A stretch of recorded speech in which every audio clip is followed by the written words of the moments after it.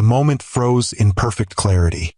William Montgomery stood paralyzed in the doorway of the chief of cardiothoracic surgery's office, his confident smile evaporating as he stared at the woman he'd once vowed to love forever. Dr. Clara Vance, no longer Clara Montgomery, looked back at him with steel in her eyes and not a trace of the brokenness he'd expected to find 6 years after he'd driven her away. Before either could speak, the office door burst open. 2 children, mirror images of each other with dark curls and unmistakable storm-gray eyes, tumbled in, arguing over a stethoscope. William's breath caught as recognition slammed into him. Those were his eyes, his jawline, his gestures. These children were undeniably his. Have you ever had that moment when your past and present collide so violently that everything you thought you knew shatters in an instant? When the consequences of your worst decisions suddenly stand before you, demanding accountability. 6 years ago, billionaire CEO William Montgomery drove away the only woman who ever truly loved him with his cruel accusations. Today, he's about to discover the true price of his pride. What happens when a man who can buy anything in the world comes face to face with the 3 people who don't need a dime of his money? Stay with me to witness a powerful story of redemption, resilience, and the choices that define us. Clara Vance had rehearsed this moment in her mind 1,000 times over the past 6 years. The possibility of running into William Montgomery in Chicago was statistically inevitable. The city, for all its sprawl, had a remarkably small circle of hospitals and high-powered executives. Yet nothing could have prepared her for the reality of him standing before her, his 6'2" frame filling the doorway of her office, his tailored suit a silent testament to the empire he'd rebuilt after losing everything. "Dr. Vance," he said, her maiden name sounding foreign on his lips. "I wasn't aware you were part of the surgical team here." Clara straightened her white coat, grateful for its symbolic armor. "I'm not part of the team, Mr. Montgomery. I lead it." The slight widening of his eyes gave her more satisfaction than it should have. William had always underestimated her, especially toward the end when his first business had begun to fail. He'd convinced himself that she'd married him for his money, that her medical career was just a hobby to fill time between spending his wealth. When that wealth evaporated, so had his belief in her love. "I see," he replied, recovering quickly. "Then I suppose congratulations are in order. You've done well for yourself." The words were polite, but Clara caught the undercurrent of surprise. He'd expected her to falter without him, to struggle. Instead, she'd thrived. "Thank you. I understand you're here about the Montgomery wing donation." She kept her voice professionally detached, though her heart hammered against her ribs. "The board is waiting in the conference room. I can show you." The door to her office swung open, interrupting her carefully rehearsed composure. "Mom, Ethan took my stethoscope again and says he's going to listen to Mrs. Peterson's heart before I can." Clara froze as her daughter burst into the room, dark curls bouncing and gray eyes, William's eyes, flashing with indignation. Behind her, a mirror image in boy form followed, clutching the disputed stethoscope with the same determined set to his jaw that Clara had seen countless times across negotiation tables from William. "I just want to check if her new valve is working right," Ethan protested. "You got to listen last time." "Children," Clara managed, her voice strained as she watched William's expression transform from confusion to shock to dawning comprehension. "This isn't a good time. Ms. Rivera is waiting in the playroom to take you for ice cream. Remember?" But it was too late. William was staring at the twins, his face drained of color as he took in Olivia's eyes. His eyes, and Ethan's expressions. His expressions. The resemblance was undeniable, a genetic blueprint so clear it might as well have been stamped with his signature. "Mom, who's that?" Olivia asked, her natural curiosity overriding her mother's obvious discomfort. Clara opened her mouth, but no words came.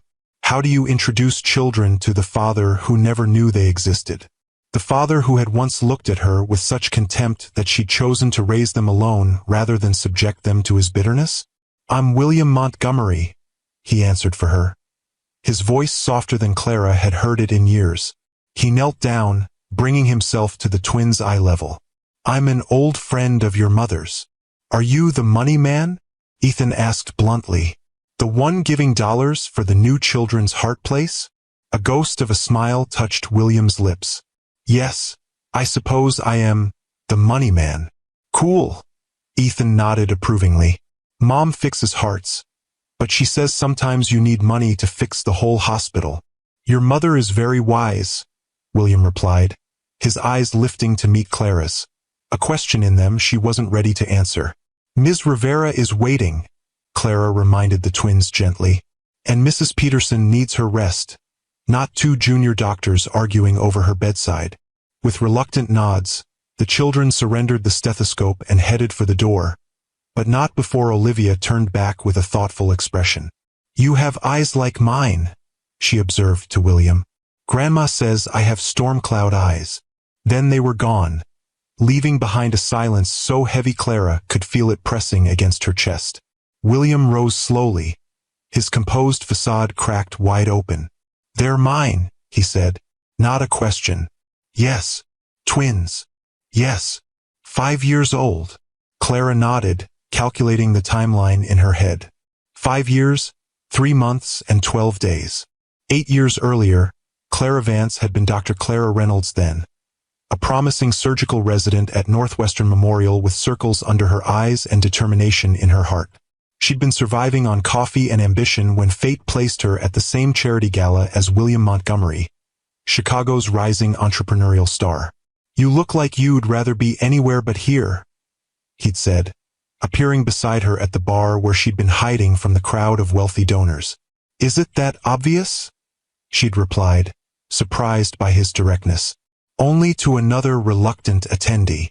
His smile had transformed his serious face, creating crinkles around those remarkable gray eyes. William Montgomery, Clara Reynolds. And yes, I'd much rather be back at the hospital. At least there, the blood is expected.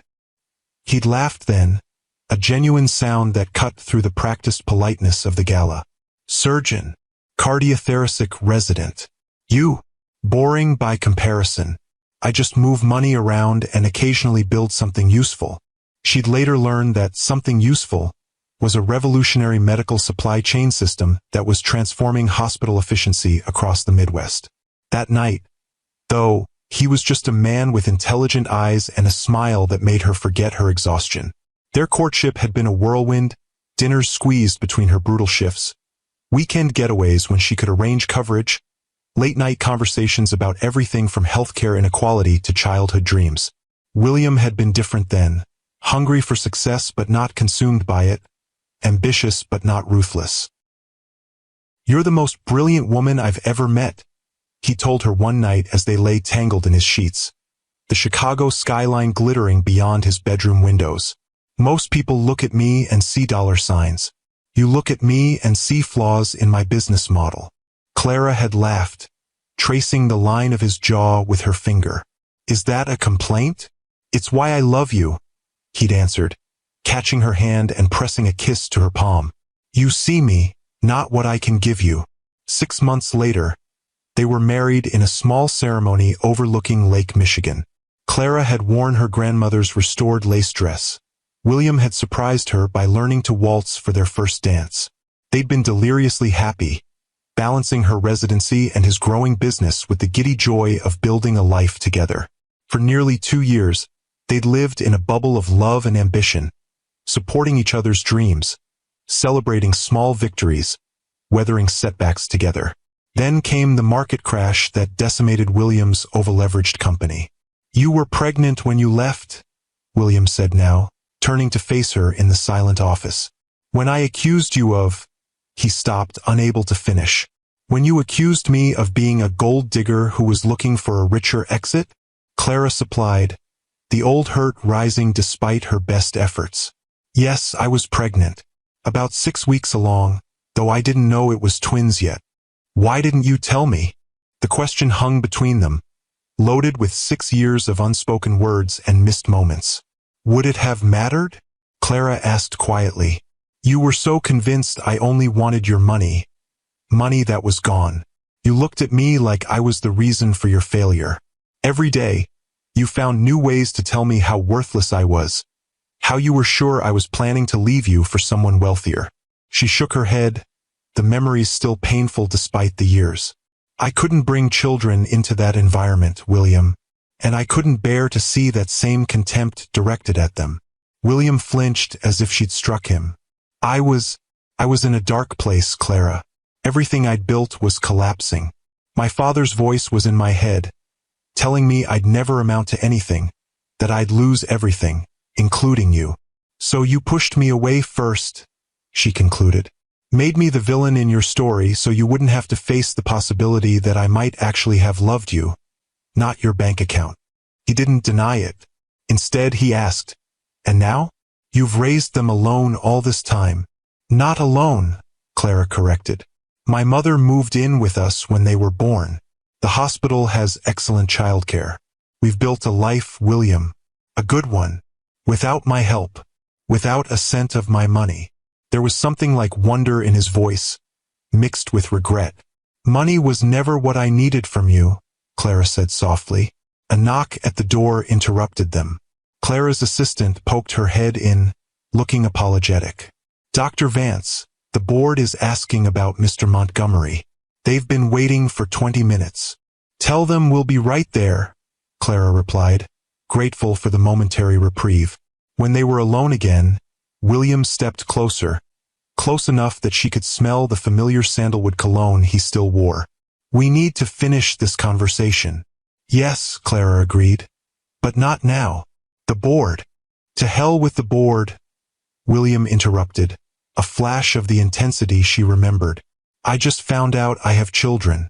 5-year-old children I knew nothing about. And whose fault is that? Clara shot back, her professional composure cracking. You made it abundantly clear that I meant nothing to you beyond what I could do for your ego. Why would I subject innocent children to a father who thought so little of their mother? If you've ever had to rebuild your life after heartbreak, hit that like button. This journey is just beginning. William stepped back as if she'd physically pushed him. I deserved that, he said after a moment. But they didn't deserve to grow up without a father. Clara felt the familiar guilt that had haunted her for years, despite her certainty that she'd made the right choice. No, they didn't. But I had to protect them the best way I knew how. And now? William asked, his voice carefully controlled. Now that I know about them? Clara gathered her professional demeanor around her like armor. Now we go to the board meeting. Then we can discuss what happens next. As they walked silently down the hospital corridor, Clara felt the weight of the past 6 years pressing down on her shoulders. She'd built a life from the ashes of their marriage, a respected career, a loving home for her children, a sense of purpose that sustained her through the lonely nights. Now William Montgomery had walked back into her carefully constructed world, threatening to upend everything with his presence alone. What would this mean for Ethan and Olivia? For the boundaries she'd established to protect her heart? For the future she'd planned without him? The questions swirled in her mind as they approached the boardroom doors. But one thing was certain. Nothing would ever be the same again. The boardroom fell silent as Clara and William entered together.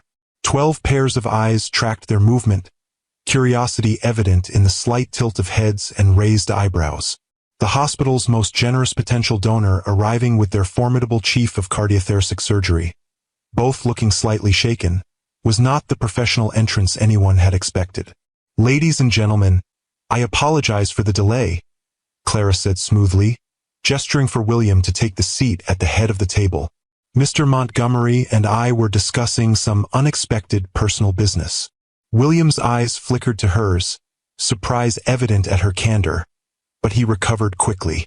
Yes, thank you for your patience. I'm eager to hear your vision for the new pediatric cardiac wing.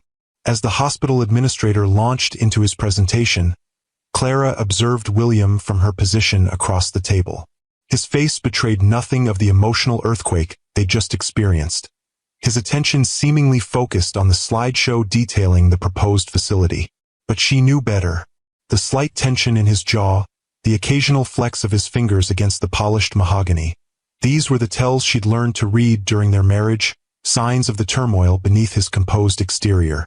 6 years earlier, Clara had watched that same jaw clench as William paced their penthouse living room. Phone pressed to his ear as he received the news that his investors were pulling out. "They can't do this," he'd said after hanging up, his voice hollow with disbelief. 3 years of work, everything we've built, gone because of market panic. Clara had approached him cautiously, recognizing the dangerous mix of fear and pride in his eyes. "We'll figure it out. Your business model is solid. Once the market stabilizes,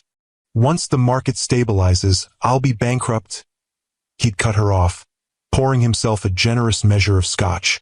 3 months, maybe 4, before we lose everything."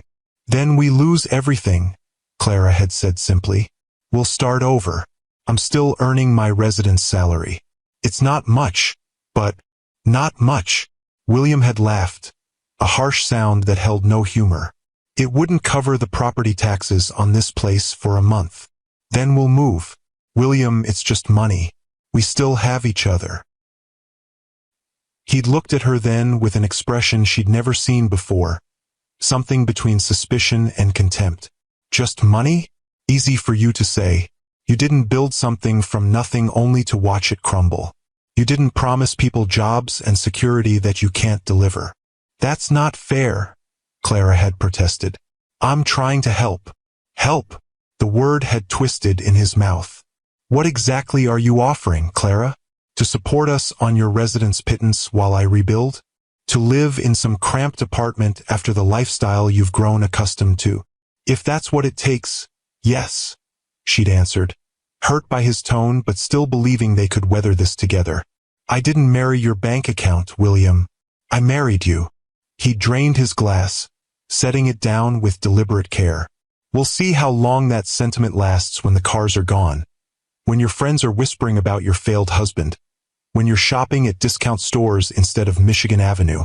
That night had been the first fracture in their marriage, a hairline crack that would widen into an unbridgeable chasm over the coming months. "Dr. Vance." Clara snapped back to the present, realizing the hospital administrator was addressing her. "I'm sorry, could you repeat the question?" "I was asking if you'd like to share your perspective on the specialized equipment needs for the pediatric cardiac unit." "Of course." Clara straightened, slipping effortlessly into her professional role. For the next 20 minutes, she detailed the cutting-edge technology that would make their pediatric cardiac program second to none, the specialized training her team would require, and the lives that could be saved with proper resources. Throughout her presentation, she felt William's gaze on her, intent, evaluating, seeing her perhaps for the first time as the accomplished surgeon she'd become rather than the wife who'd left him. The realization gave her a complicated satisfaction. When she finished, the board erupted in enthusiastic questions. Clara fielded them with practiced ease, her passion for her work evident in every response.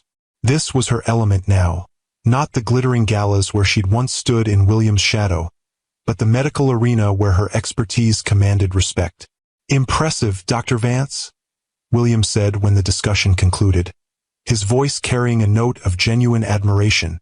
"Your vision for this department is exactly why Mercy Heart Institute was my first choice for this donation." Clara met his gaze across the table. "Thank you, Mr. Montgomery.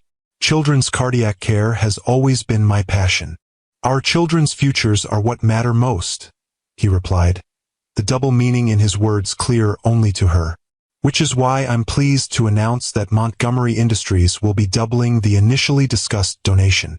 Gasps and murmurs rippled around the table. The hospital administrator looked like he might faint from joy. "That's extraordinarily generous," Clara said carefully, unsure of his motivation. "It's an investment in excellence," William replied smoothly, "and in second chances." As the meeting concluded with handshakes and effusive thanks, Clara felt a complex mixture of emotions. Was the increased donation a genuine philanthropic gesture, or was William using his wealth as he always had, as a tool to get what he wanted? "You can't buy your way into their lives," Clara said bluntly once they were alone in the elevator. "If that's what this is about." William's expression hardened. "Is that what you think of me? That I'd use a children's hospital donation as leverage?" "I don't know what to think anymore," Clara admitted. The William the first married wouldn't have. The William who drove me away might have. And this new version of you, the billionaire philanthropist, I don't know him at all. The elevator doors opened to the pediatric floor, where children's artwork decorated the walls and the sound of a music therapist's guitar drifted from the playroom. The twins are probably still with Ms. Rivera, Clara said, leading the way down the corridor. I should prepare them before. Clara! Her mother's voice interrupted her. Eleanor Vance, elegant at 65 with silver-streaked dark hair, stood outside the playroom with a look of concern. The children said they met a man in your office. They're full of questions about... She stopped abruptly, recognizing William. Oh, hello, Eleanor, William said quietly. It's been a long time. Eleanor's warm brown eyes turned cold. Not long enough, if you ask me. Mom, Clara warned softly. Not here. Eleanor pressed her lips together, clearly restraining herself with effort. The twins are having ice cream with Lucia. They're quite excited about meeting the money man. She gave William a pointed look. Especially since Olivia is convinced he has her eyes. William flinched slightly at the barb. I'd like to speak with you too, Eleanor. There's a lot to discuss. I imagine there is, Eleanor replied, her protective instincts evident in her rigid posture. But my priority is those children and their well-being. Something you might want to consider before whatever you're planning. Mom, Clara interjected more firmly. William and I need to talk to the twins together. Could you give us some time? Eleanor hesitated, then nodded reluctantly. I'll be in the cafeteria if you need me. She touched Clara's arm gently. Are you sure about this, sweetheart? No, Clara admitted. But it's necessary. As Eleanor walked away, William turned to Clara with newfound respect in his eyes. She's still fiercely protective of you. She's been my rock, Clara said simply. I couldn't have done any of this without her. William nodded, absorbing this information with a thoughtful expression. Clara, before we go in there, I need to know what they know about me, about their father. Clara sighed, leaning against the wall. They know their father couldn't be part of their lives when they were born. They know they have his eyes and his stubborn chin. A ghost of a smile touched her lips. They know he was smart and driven, and that he gave them their love of puzzles and building things. You didn't tell them I abandoned you? That I was cruel? They're 5, William. What would be the point of poisoning their image of half their DNA?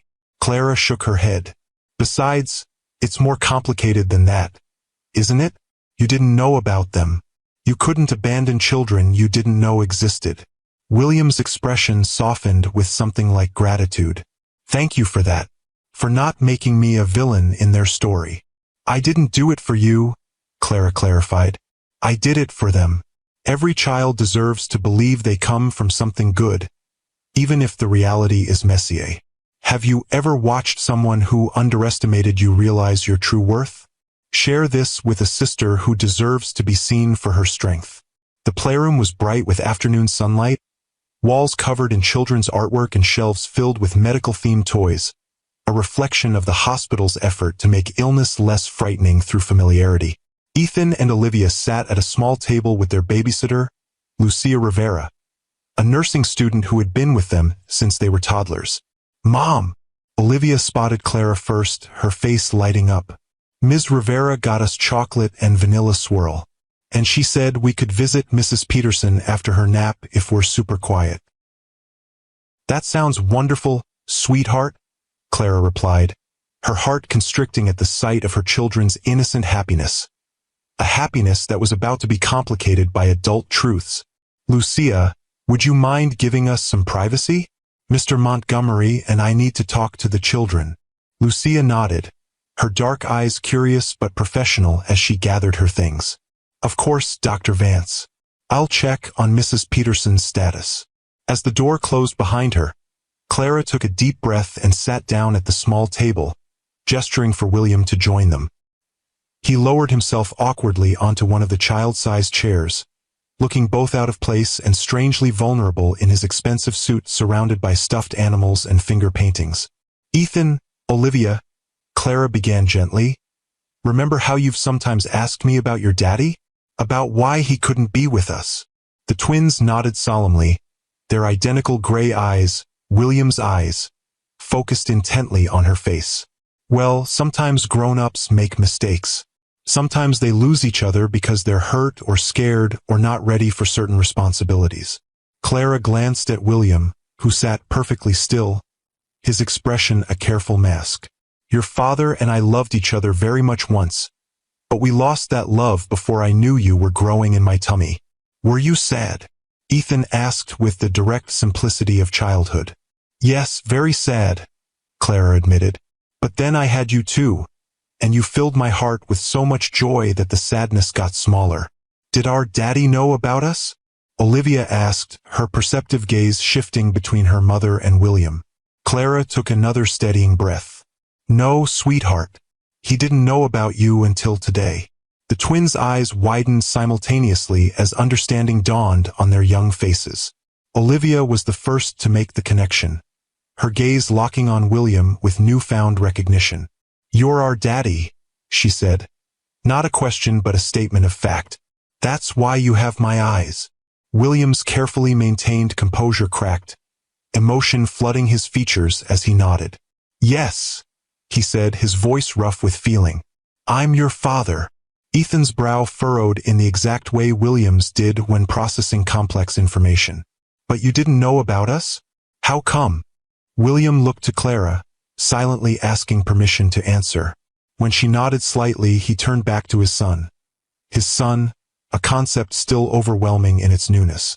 "Your mother and we stopped talking to each other before she knew about you. I moved away, started a new company. We lost touch with each other. Like when Olivia and me had that big fight about the Lego castle and didn't talk for a whole day?" Ethan asked, trying to frame this adult situation in terms he could understand. A surprised laugh escaped William. "Something like that, but much bigger and for much longer." "Are you still mad at each other?" Olivia asked, her perceptive gaze moving between them. Clara and William exchanged a look laden with unspoken history. "We're not mad anymore," Clara answered carefully. "We're figuring things out, like how Mr. Montgomery, your father, can get to know you both now that he knows you exist." "Can we call you Daddy?" Olivia asked William directly, her forthright nature so similar to his own that Clara felt a pang of recognition. William's breath caught audibly. I would like that very much, if it's okay with your mother." Clara nodded, unable to deny her children this connection despite her complicated feelings about William. "If that's what you want, yes." "Do you live in a big building like in our old pictures?" Ethan asked, excitement building as he processed this new development. "Mom showed us pictures of the tall building we used to live in before we were born."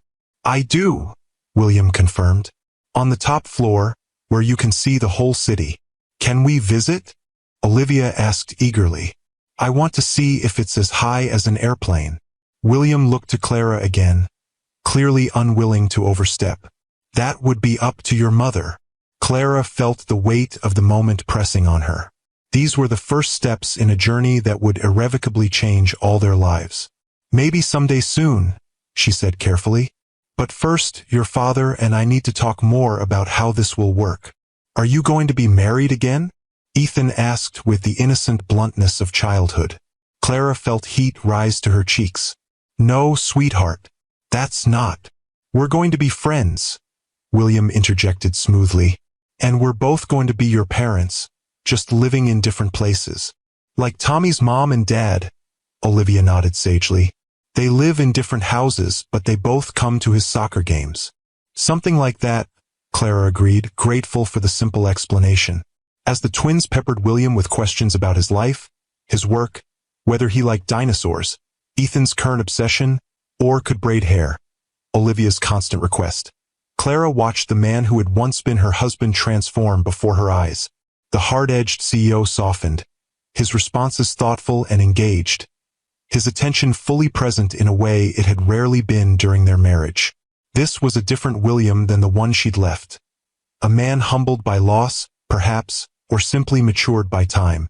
The realization was unsettling. It was easier to keep her emotional walls intact when she could remember only his cruelty at the end, not this glimpse of the man she'd once loved enough to marry. As the afternoon light began to fade through the playroom windows, Clara checked her watch with reluctance. It's getting late. I need to finish some paperwork before we head home. Can Daddy come see our house? Olivia asked, now comfortably using the title that had William's eyes misting every time he heard it. Clara hesitated. The thought of William in the modest 3-bedroom home she'd worked so hard to afford creating a strange dissonance. Their penthouse had been sleek and modern, all glass and steel with views that stretched to the horizon. Her current home was warm and lived in, with mismatched furniture chosen for comfort rather than style, and walls covered in children's artwork and family photos. Not tonight, she answered carefully. But maybe another time. William stood, unfolding his tall frame from the child-sized chair with a wince. Your mother's right. We all need some time to adjust to this big change. He knelt down to the twins' level, his expression serious. But I want you both to know something important. I may have missed the first 5 years of your lives, but I promise I won't miss any more if I can help it.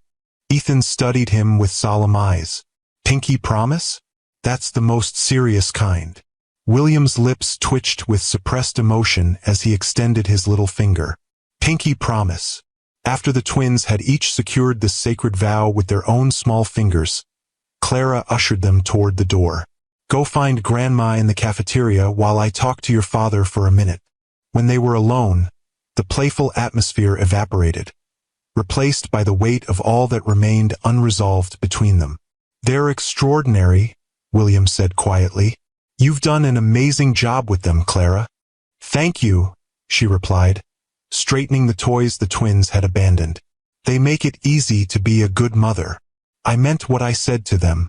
I want to be part of their lives.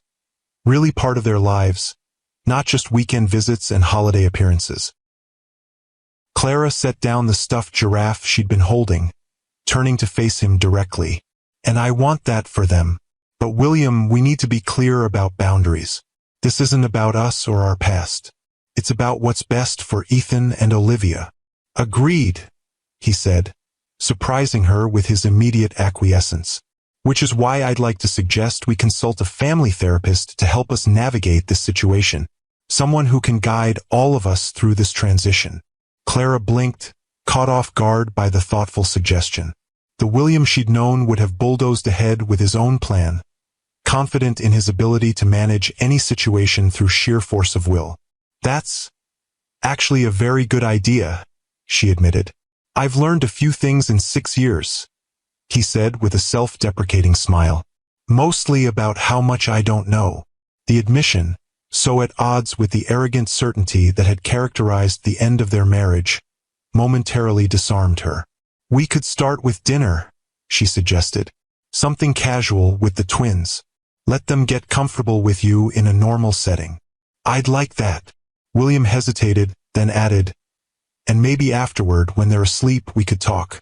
Really talk, Clara. About everything that happened. Everything I did. The prospect of reopening those old wounds made Clara's chest tighten, but she recognized the necessity. All right, Friday night? I'm off call this weekend. Friday is perfect. He reached into his jacket and pulled out a business card, writing a number on the back before handing it to her. My personal cell. Anytime, day or night, if you or the twins need anything. As their fingers brushed during the exchange, Clara felt an unwelcome flicker of the chemistry that had once drawn them together so powerfully. She withdrew her hand quickly, tucking the card into her lab coat pocket. I should go. The twins will be getting hungry, and I still have charts to review. William nodded, respecting her retreat. Of course. I'll see you Friday. As Clara walked toward the cafeteria, her mind whirled with the day's revelations. In the space of a few hours, her carefully constructed life had been fundamentally altered. The father of her children had reappeared, not as the bitter, broken man who had driven her away, but as someone both familiar and strange. A man with her husband's face but a humility she didn't recognize. What did this mean for her? For the protective walls she'd built around her heart?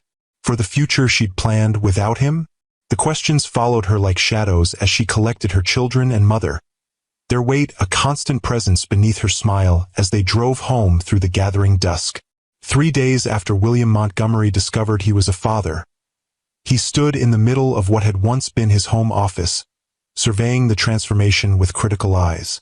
The sleek desk and minimalist furniture had been replaced by child-sized tables and chairs, bookshelves filled with colorful volumes, and storage bins labeled in his assistant's neat handwriting.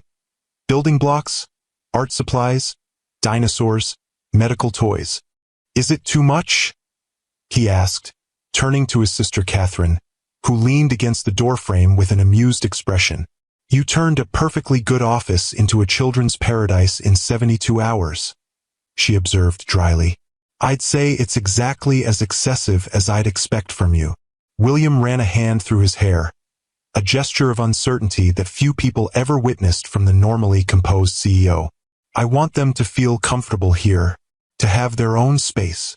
"I get it," Catherine's expression softened. "I'm just trying to process the fact that my workaholic brother is now apparently father of the year material." She crossed the room to straighten a slightly crooked picture frame, a professional photograph of the Chicago skyline. He'd had rushed to replace the abstract art that had previously hung there. "Have you told Mom yet?" William winced. "Not yet. I wanted to meet with Clara first, establish some parameters before I start making family announcements." Catherine studied him with the penetrating gaze that made her such a formidable corporate attorney. "And this dinner tonight, it's just about the kids? Nothing to do with the fact that you've never gotten over Clara?"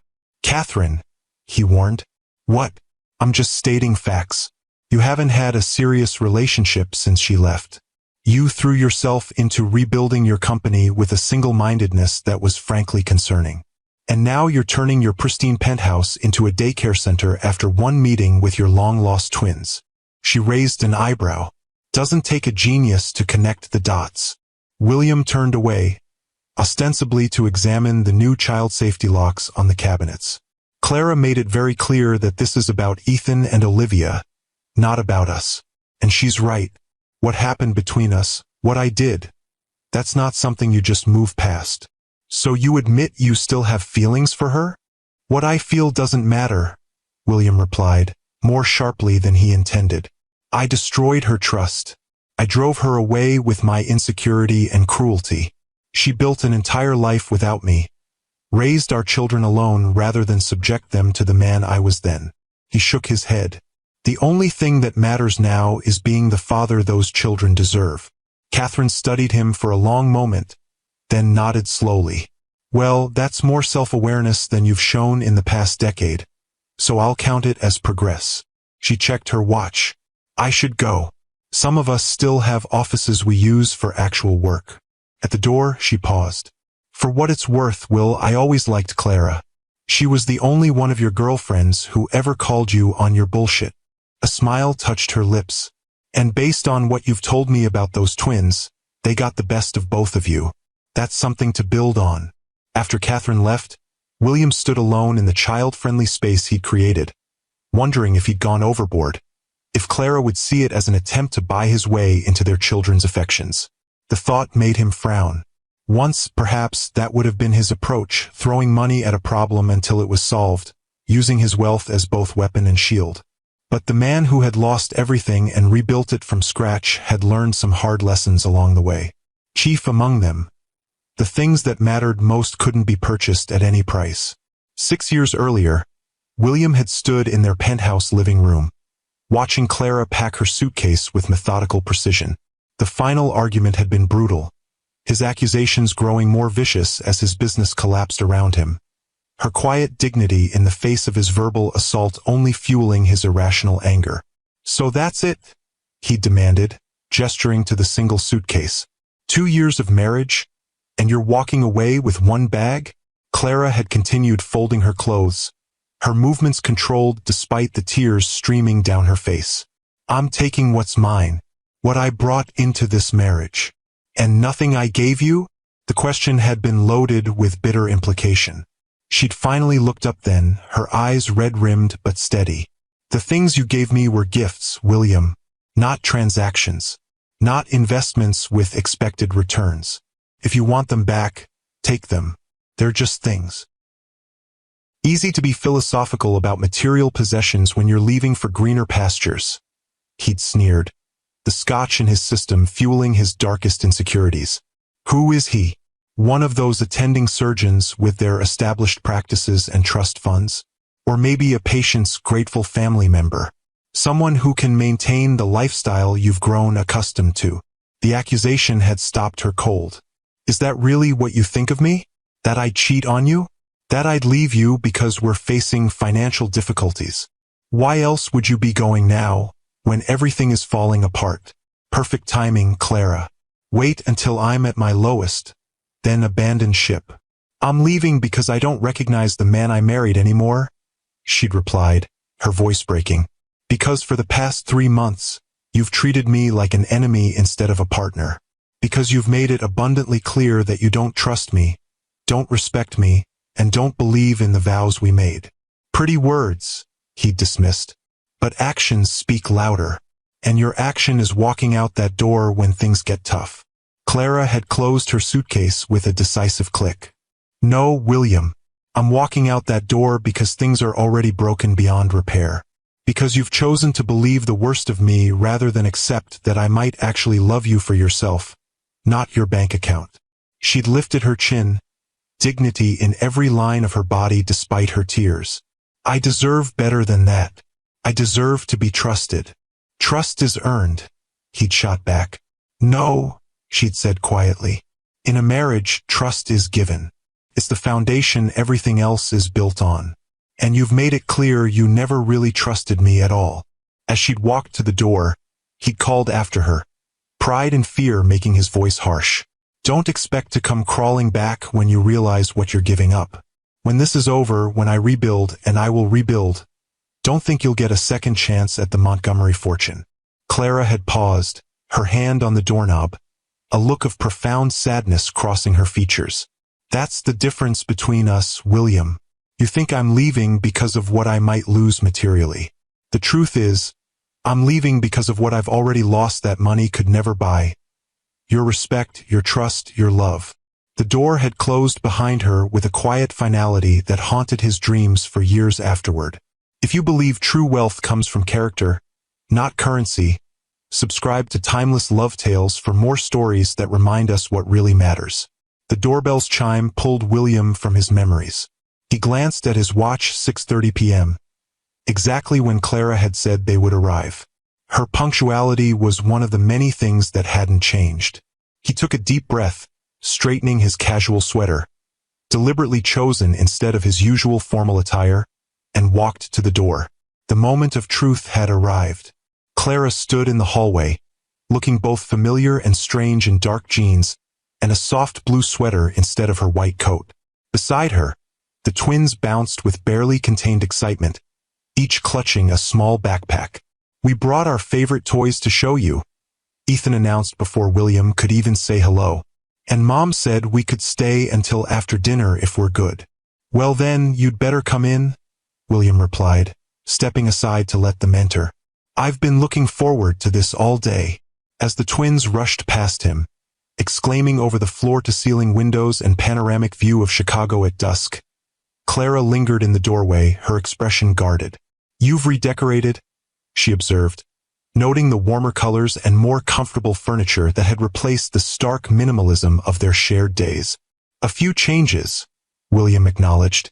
The place needed some warmth. Their eyes met in a moment of shared understanding. The penthouse had always been more his style than hers, a showcase of success rather than a true home. The subtle changes reflected something shifted in his priorities, a recognition of what had been missing. Daddy, Olivia's voice called from down the hallway. Is this room for us? It has our names on the door. Clara's eyebrows rose in question. William shrugged, a touch defensively. I wanted them to have their own space here. Is that okay? Before Clara could answer, the twins' delighted squeals echoed through the penthouse. She sighed, a smile tugging at her lips despite her reservations. I think that answers the question. As they walked toward the sound of their children's excitement, William felt a cautious hope unfurl in his chest. This wasn't forgiveness or reconciliation. Those would require far more than a renovated office and a family dinner. But it was a beginning, a chance to prove that the man he had become was worthy of the second chance he'd been given. Not with Clara. He had no right to expect that. But with the children he hadn't known existed until 3 days ago. Children who somehow, miraculously, were looking at him not with the wariness he deserved but with the open curiosity and excitement that only the very young can offer to a world that has not yet disappointed them. He was determined not to be their first disappointment. "You made a doctor's office," Ethan exclaimed, examining the child-sized examination table and medical kit with reverence. "Just like Mom's, but smaller. And look at all the books," Olivia added, already pulling volumes from the shelves. "Daddy, can you read to us after dinner?" "I'd like that very much," William replied, his chest tight with emotion at the casual way they'd accepted him into their lives. He glanced at Clara, finding her watching the scene with an unreadable expression. "If your mother approves, of course." Clara nodded, her professional mask slipping just enough to reveal the complex emotions beneath. "Reading before bed is our tradition. It would be good for you to be part of it." The simple acknowledgement that he could have a place in their established routines, that Clara was willing to make space for him in the life she'd built without him, felt like more than he deserved. "Thank you," he said quietly, the words carrying weight beyond their simple dinner arrangements.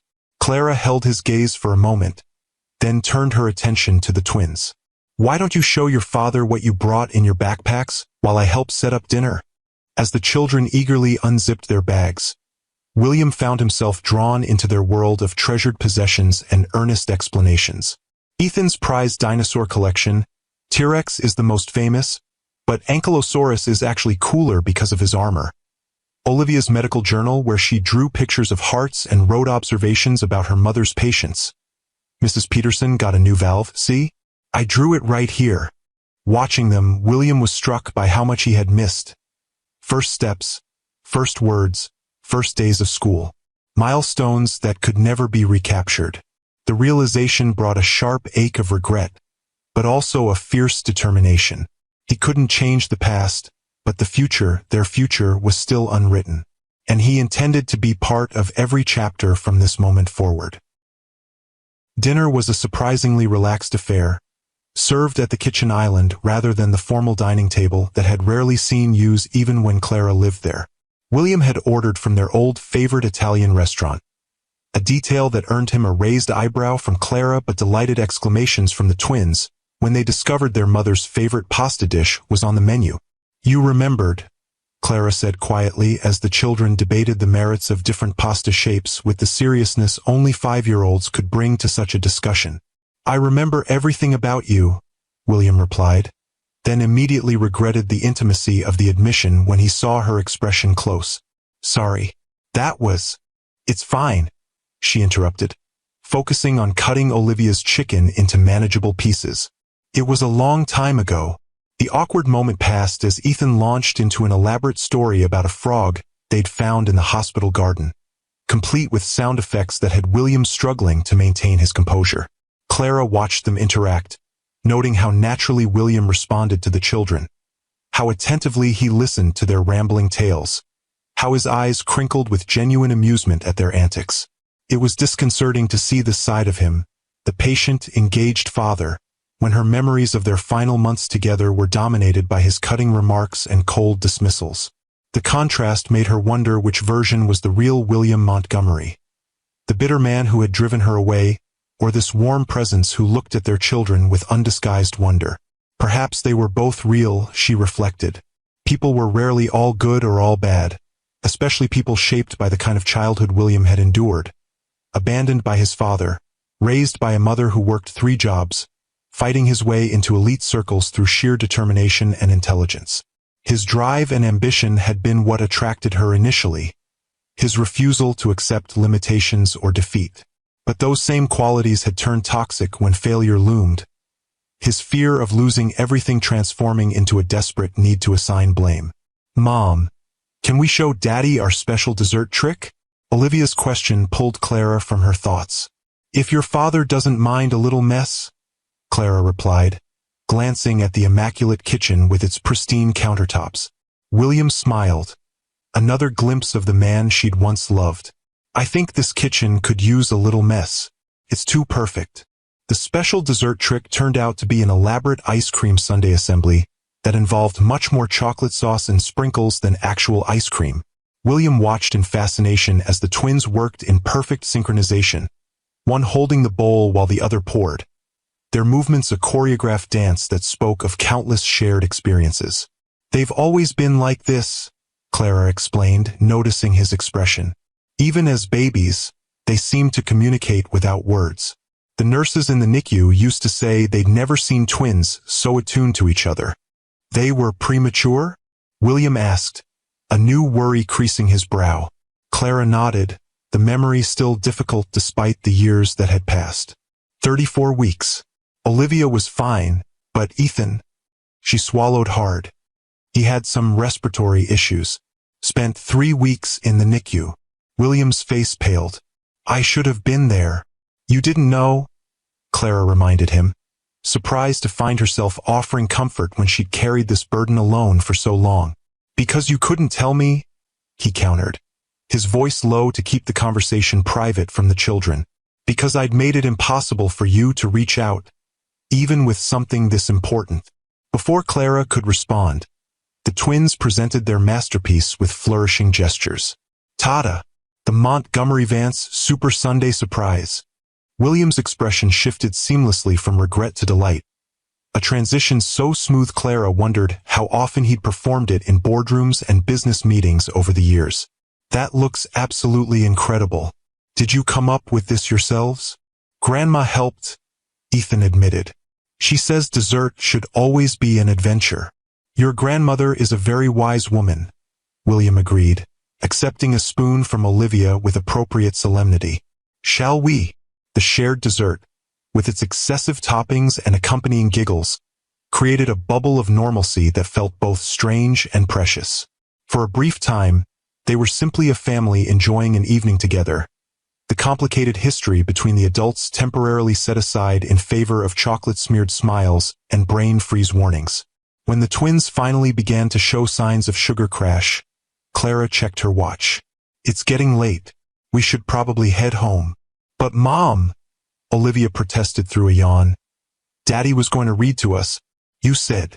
Clara hesitated, torn between maintaining their routine and acknowledging the twins' obvious desire to extend their time with their newly discovered father. "They could stay the night," William suggested cautiously. "The room is all set up, and tomorrow's Saturday. I could bring them home in the morning." "No," Clara said, more sharply than she intended. Seeing William's face fall, she softened her tone. "It's too soon for overnight visits. They need time to adjust to all these changes." William nodded, accepting her decision without argument. Another departure from the man she'd known. "Of course, you're right." He turned to the disappointed twins. "How about I read one story before you go? And then next time you visit, we can read too?" This compromise was met with sleepy approval. As William led the children to the living room, Clara took the opportunity to study the penthouse more carefully. The changes went beyond the children's room he'd created. The stark white walls now held framed photographs, mostly landscapes and city scenes, but a few showed William with an older woman Clara recognized as his mother, and several featured his sister Catherine and her family. The most surprising addition was on the mantel, a small framed photo of Clara herself, taken during their first year of marriage. She was laughing at something off camera, her face alight with joy, her hair loose around her shoulders. The sight of it sent an unexpected pang through her chest. Why would he keep this memento of their failed marriage displayed so prominently? "That was from our weekend in Door County." William's voice came from behind her. "The bed and breakfast with the terrible coffee but amazing views." Clara turned, composing her expression. "The twins fell asleep?" He nodded, a soft smile playing at his lips. "Before we even got to the second page. They're curled up together on the couch like puppies." "They've always slept that way," Clara said. "Even with separate beds. I often find them together in the morning. An awkward silence fell between them, the easy dynamic they'd maintained for the children's benefit evaporating now that they were alone. "Would you like some coffee?" William offered. "Or wine? We still need to talk." Clara hesitated, then nodded. "Coffee, please. It's been a long day." As William moved to the kitchen, Clara settled on one of the new, comfortable armchairs that had replaced the sleek but uninviting furniture from their marriage. Another change that reflected a shift in priorities. Function over form, comfort over appearance. "You've done well with them," William said as he returned with 2 mugs, handing one to Clara. "They're incredible children. Smart, kind, curious." "They are," Clara agreed, warming her hands around the mug. "They make it easy to be a good parent." "I doubt that," William countered gently. "Nothing about raising twins as a single mother while building a surgical career could have been easy."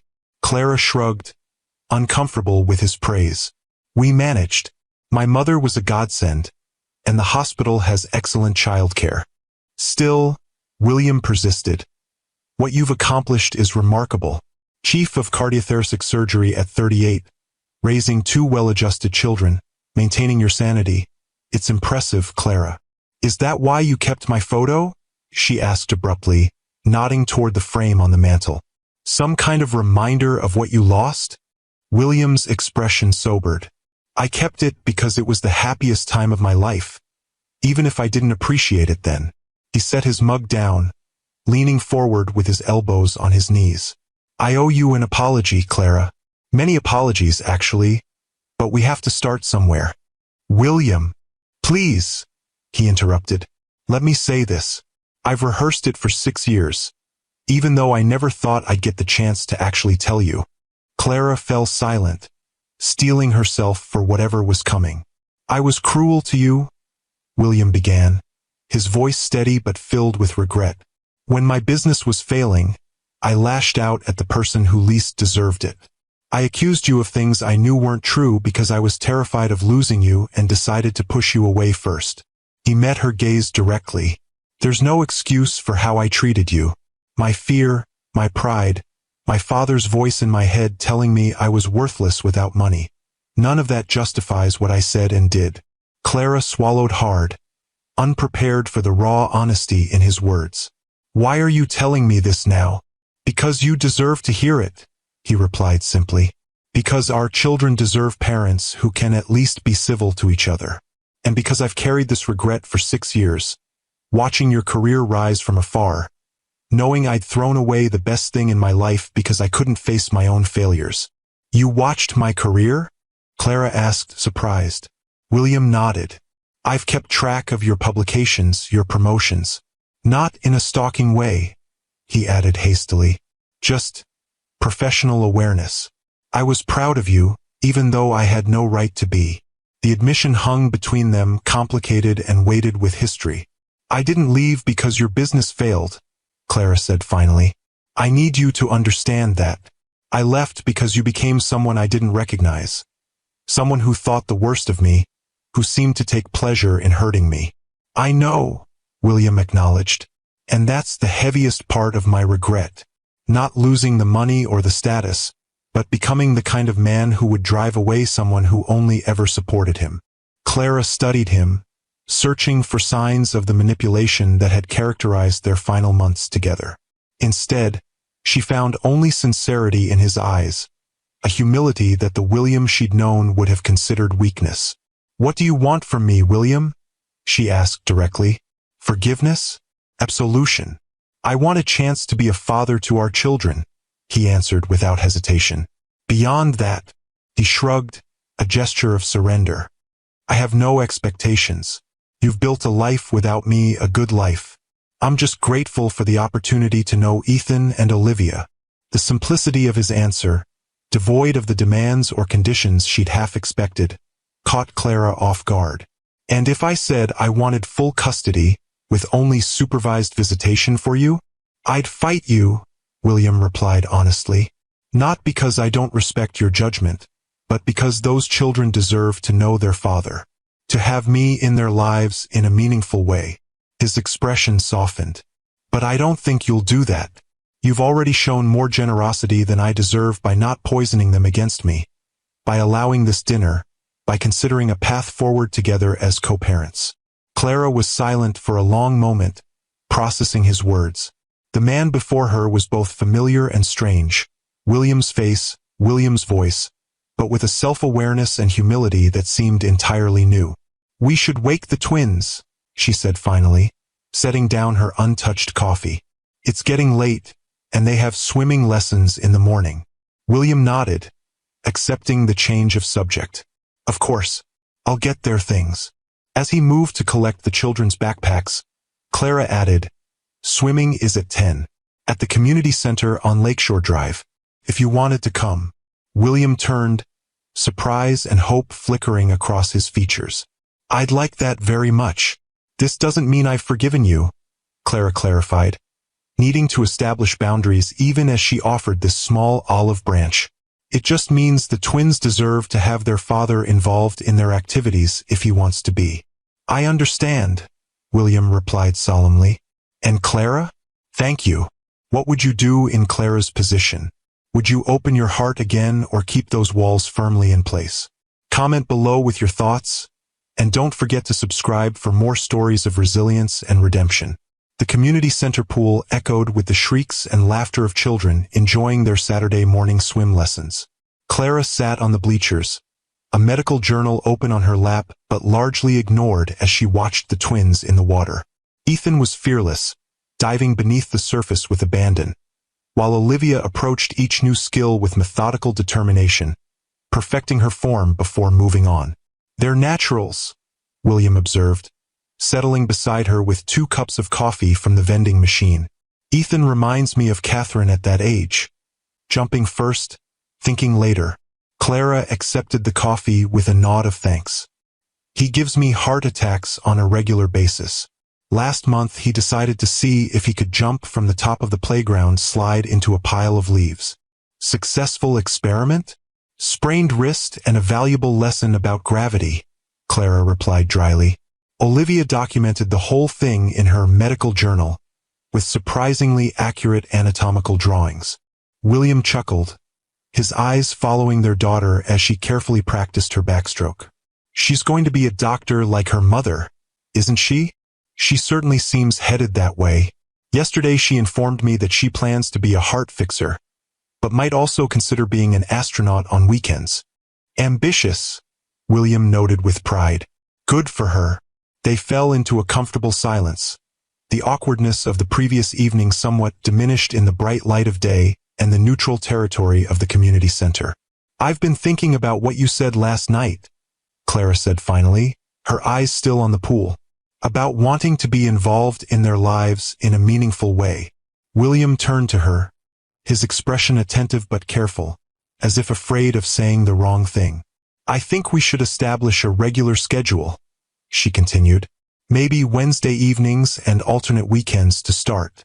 We can adjust as needed, see how the twins respond." "I'd like that," William agreed, his voice carefully neutral despite the obvious pleasure in his eyes. "I've also been researching family therapists, as I mentioned. I found one who specializes in blended families and unusual custody situations." Clara nodded, appreciating his proactive approach. "Send me the information. I'll review their credentials." "Of course." Another silence fell, more contemplative than uncomfortable. "Can I ask you something?" William ventured after a moment. "About when you left." Clara tensed slightly but nodded. "Where did you go?" "I tried to find you after the first few weeks, when my anger cooled enough to realize what I'd done." He stared into his coffee cup, avoiding her gaze. "You disappeared completely. Changed your phone number. Left the hospital residency program. No forwarding address." "I went to Atlanta," Clara replied after a moment's hesitation. "My mother had connections at Emory. They had an opening in their surgical program and I needed distance from me." William acknowledged, no accusation in his tone. "From everything," Clara corrected. "From the life we'd built, from the memories, from Chicago itself." She paused, weighing how much to reveal. "When I found out I was pregnant, I knew I needed a fresh start. Somewhere I could focus on the babies without the shadow of our failed marriage hanging over me. William absorbed this information with a slight nod. And when did you come back to Chicago? 2 years ago. Mercy offered me the chief position, and it was too good an opportunity to pass up. She glanced at him.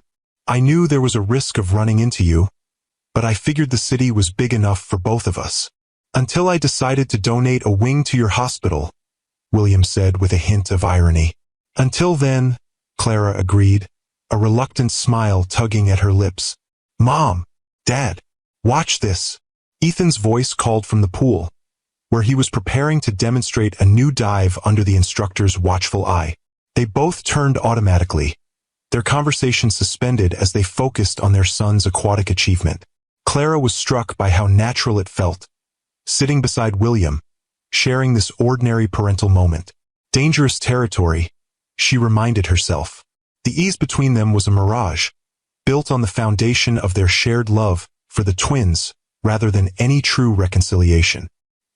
He's fearless, William murmured as Ethan executed a surprisingly graceful dive for a 5-year-old. Like his father, Clara replied without thinking, then immediately regretted the personal observation when she saw William's expression soften. I was never fearless, he contradicted gently, just good at hiding my fear, something I hope he doesn't inherit. Before Clara could respond, Olivia emerged from the pool, water streaming from her dark curls as she ran toward them, ignoring the lifeguard's calls to walk. Daddy, did you see my backstroke? Coach Jen says I have excellent form. She climbed onto the bleachers, dripping water everywhere as she wedged herself between them, her small body radiating chlorine and childish excitement. I did see it, William confirmed, wrapping a towel around Olivia's shoulders with natural ease. Your form was perfect, very controlled. Olivia beamed at the praise, leaning against him without hesitation despite having known him for less than a week. The easy trust of children, Clara thought, watching them together. So freely given, so easily broken. Can we get pancakes after swimming? Ethan asked, joining them on the bleachers in a puddle of chlorinated water. Saturday is pancake day. William glanced at Clara, silently deferring to her established routines. She appreciated the gesture, another sign that this new version of William understood boundaries and respect in ways the old one never had. Pancakes sound perfect, she agreed. The usual place? Can Daddy come too? Olivia asked, looking between her parents with hopeful eyes. Again, William waited for Clara's lead, though she could see how much he wanted to accept the invitation. If he'd like to, Clara replied carefully. I'd love to, William said, his smile genuine but restrained, as if he was consciously trying not to appear too eager. I should warn you, though, I take pancakes very seriously. Proper syrup-to-butter ratio is critical. This declaration was met with solemn nods from the twins, who apparently shared his pancake philosophy. Clara found herself smiling despite her determination to maintain emotional distance. There was something undeniably appealing about seeing this playful side of William, a side she'd glimpsed during their early relationship, but that had disappeared entirely during their marriage's painful end. Go get changed, she instructed the twins. And remember to rinse the chlorine out of your hair this time, Ethan. Last week you smelled like a swimming pool for days. As the children scampered off toward the locker rooms, Clara and William gathered their belongings in companionable silence. Thank you for including me in this, William said quietly. I know it would be easier for you if I just sent child support checks and stayed out of your lives. Clara considered his words, surprised to find that the anger she'd carried for so long had begun to soften around the edges. Actually, I'm not sure that would be easier. Different, certainly, but not necessarily easier. She met his gaze directly. The twins deserve to know you, William.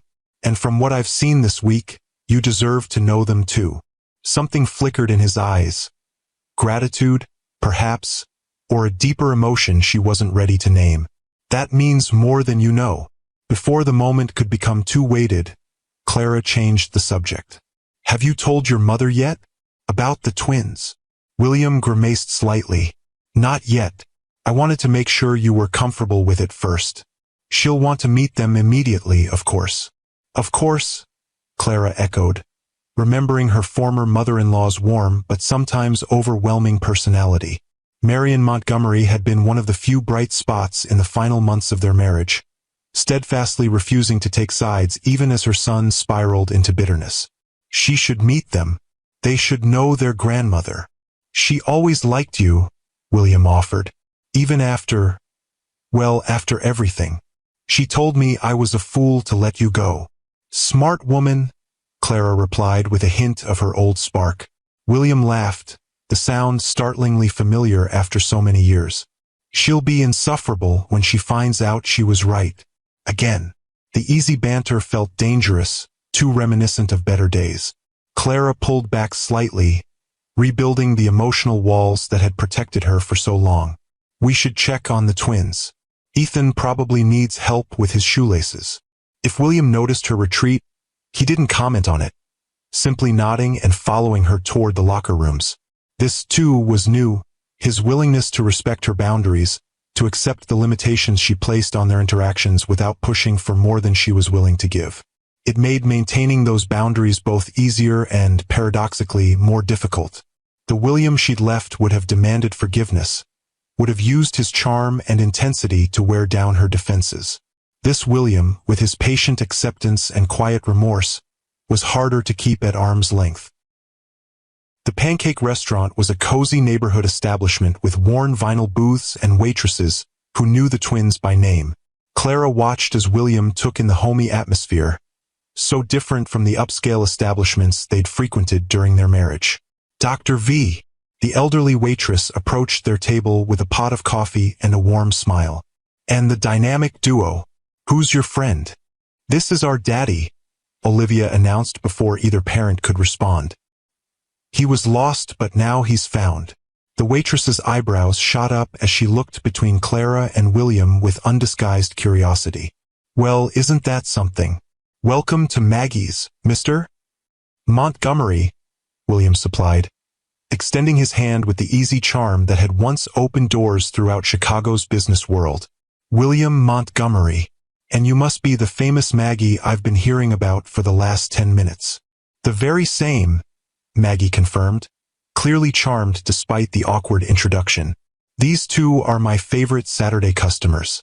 Chocolate chip for the little lady and blueberry for the young man. Right?" The twins nodded enthusiastically.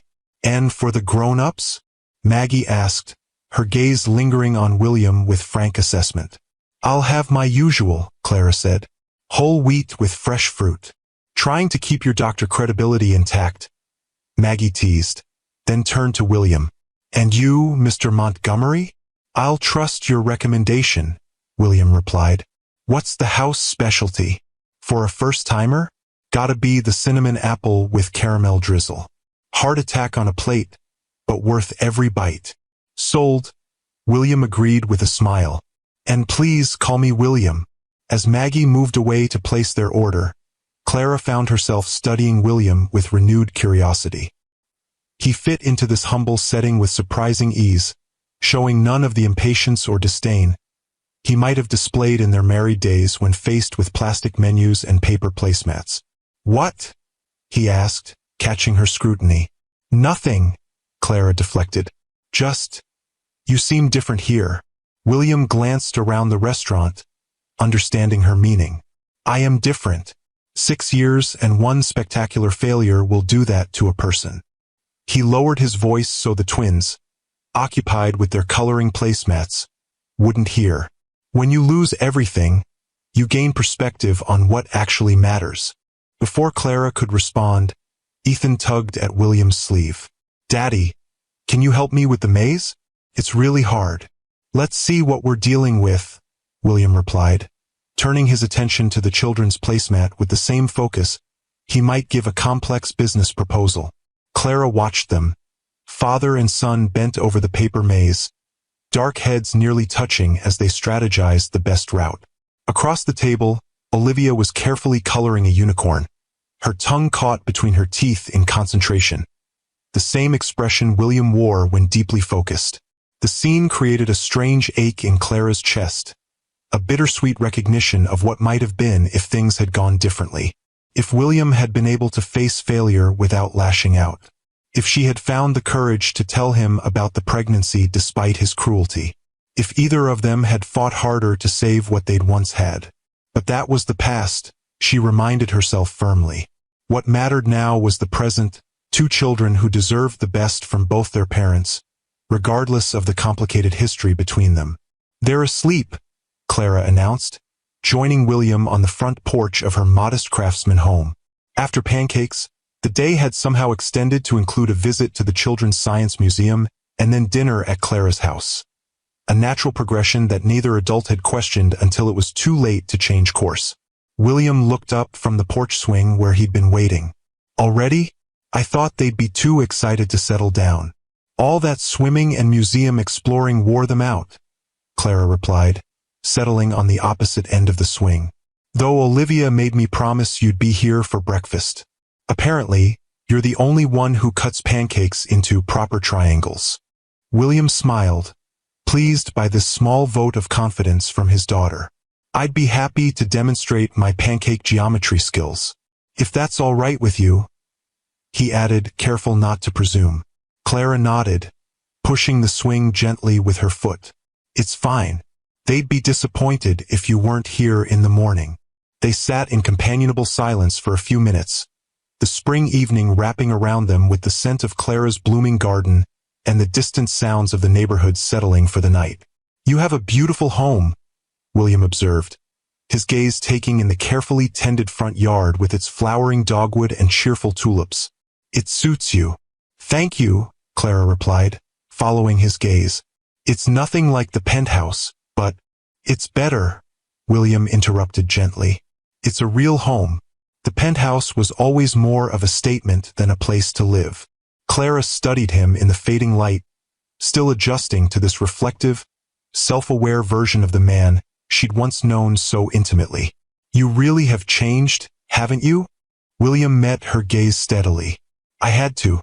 After you left, after the business collapsed completely, I hit bottom.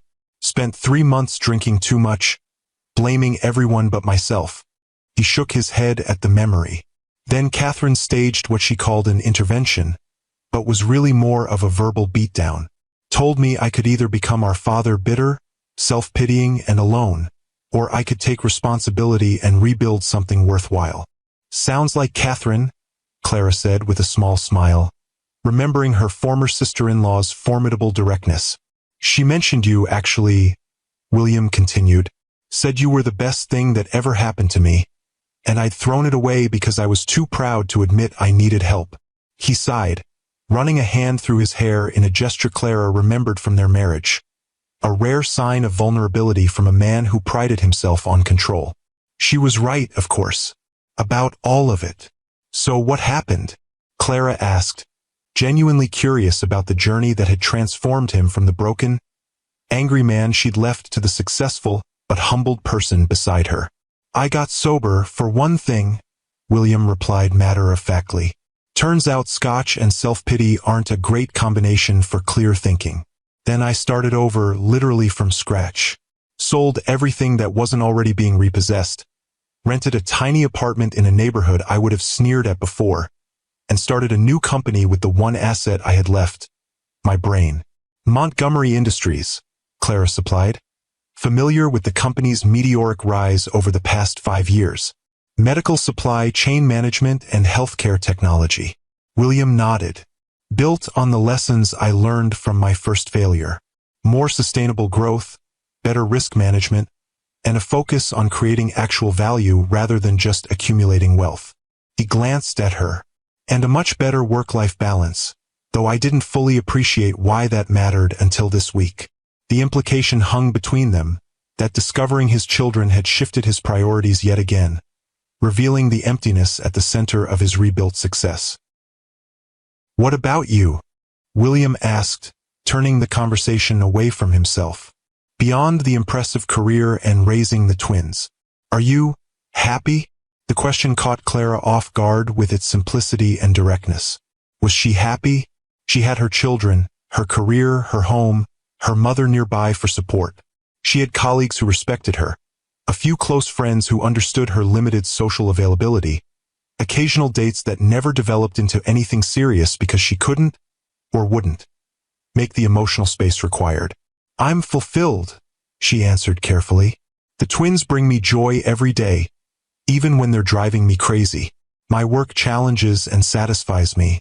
It's a good life." William nodded, seeming to understand what she wasn't saying. That happiness, in the complete sense, had been a casualty of their failed marriage. That she'd rebuilt her life around practical satisfactions rather than emotional fulfillment. "I'm sorry," he said quietly, "for all of it. For robbing you of the simple happiness you deserved. For missing the first 5 years of our children's lives. For being the kind of man you had to run from rather than the partner you should have had." The raw honesty in his voice touched something deep inside Clara, a place she'd carefully walled off years ago. "I didn't tell you about the pregnancy," she acknowledged, offering her own truth in exchange for his. "That's on me. Whatever you did, however badly you behaved, you had a right to know you were going to be a father." "Would it have changed anything?" William asked, his voice gentle rather than accusatory. "If you had told me in the state I was in then?" Clara considered the question seriously, trying to imagine how the William of 6 years ago would have reacted to the news.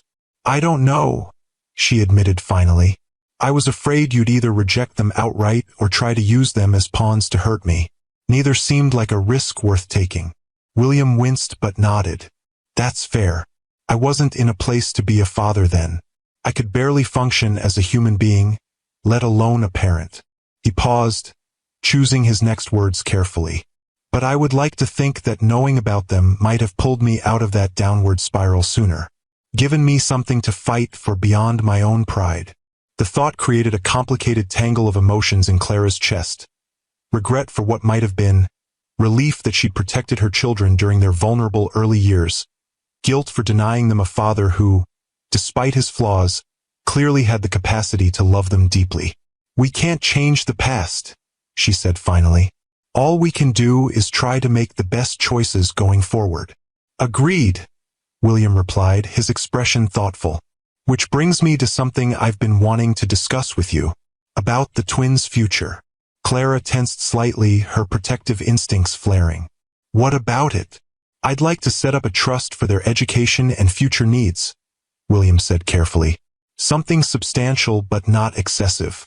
Enough to ensure they have opportunities without removing the need for them to develop their own ambition and work ethic." Clara's first instinct was to refuse, to maintain the complete independence she'd established, to prove she didn't need his money now any more than she had when she'd walked away 6 years ago. But that would be pride talking, not reason, and certainly not what was best for Ethan and Olivia. "That would be appropriate," she conceded. "But I'd want oversight. Equal control over how and when those funds are used." "Of course," William agreed immediately. "Joint trustees with clear guidelines about qualified expenses. I was thinking college, graduate school if they're interested, perhaps a first home purchase or seed money for a business venture when they're older." The easy way he accepted her terms, without argument or attempt to leverage his greater wealth into greater control, further confirmed the change in him. The William she'd married would have insisted on managing the money himself, would have seen her desire for equal oversight as a lack of trust rather than a reasonable boundary. "Thank you," Clara said simply. "That's generous and thoughtful." William shrugged, dismissing her gratitude. "It's the least I can do. They're my children too, even if I'm just beginning to earn that title." The humility in his response touched Clara more deeply than any grand gesture could have. This man, who had once defined himself by his financial success, now understood that fatherhood was a privilege to be earned rather than a right to be claimed. As the evening deepened around them, Clara found herself at a crossroads she hadn't anticipated when William Montgomery walked back into her life less than a week ago. The walls she'd built to protect herself from further hurt were still standing, but windows had begun to appear, small openings that allowed her to see the changed man before her without the distorting lens of past pain. She wasn't ready to forgive completely, wasn't prepared to risk her heart again, but she was beginning to believe that co-parenting with this new William might be more than just a necessary accommodation for the twins' sake. It might actually be a positive force in all their lives. "It's getting late," she said finally, rising from the swing. "You should probably go. The twins will be up at dawn, demanding those perfectly triangular pancakes." William stood, respecting the gentle dismissal. "I'll be here, with appropriate geometric breakfast skills at the ready." As he descended the porch steps, he turned back with an expression that held hope but not presumption. "Thank you for today, Clara, for letting me be part of their lives. Part of your life, even if just peripherally." Clara nodded, unable to find words that wouldn't reveal too much of her conflicted emotions. As she watched him walk to his car, a modest sedan rather than the luxury sports car he'd favored during their marriage, she allowed herself to acknowledge a truth she'd been avoiding all day. William Montgomery still had the power to touch her heart, for better or worse. The realization was terrifying.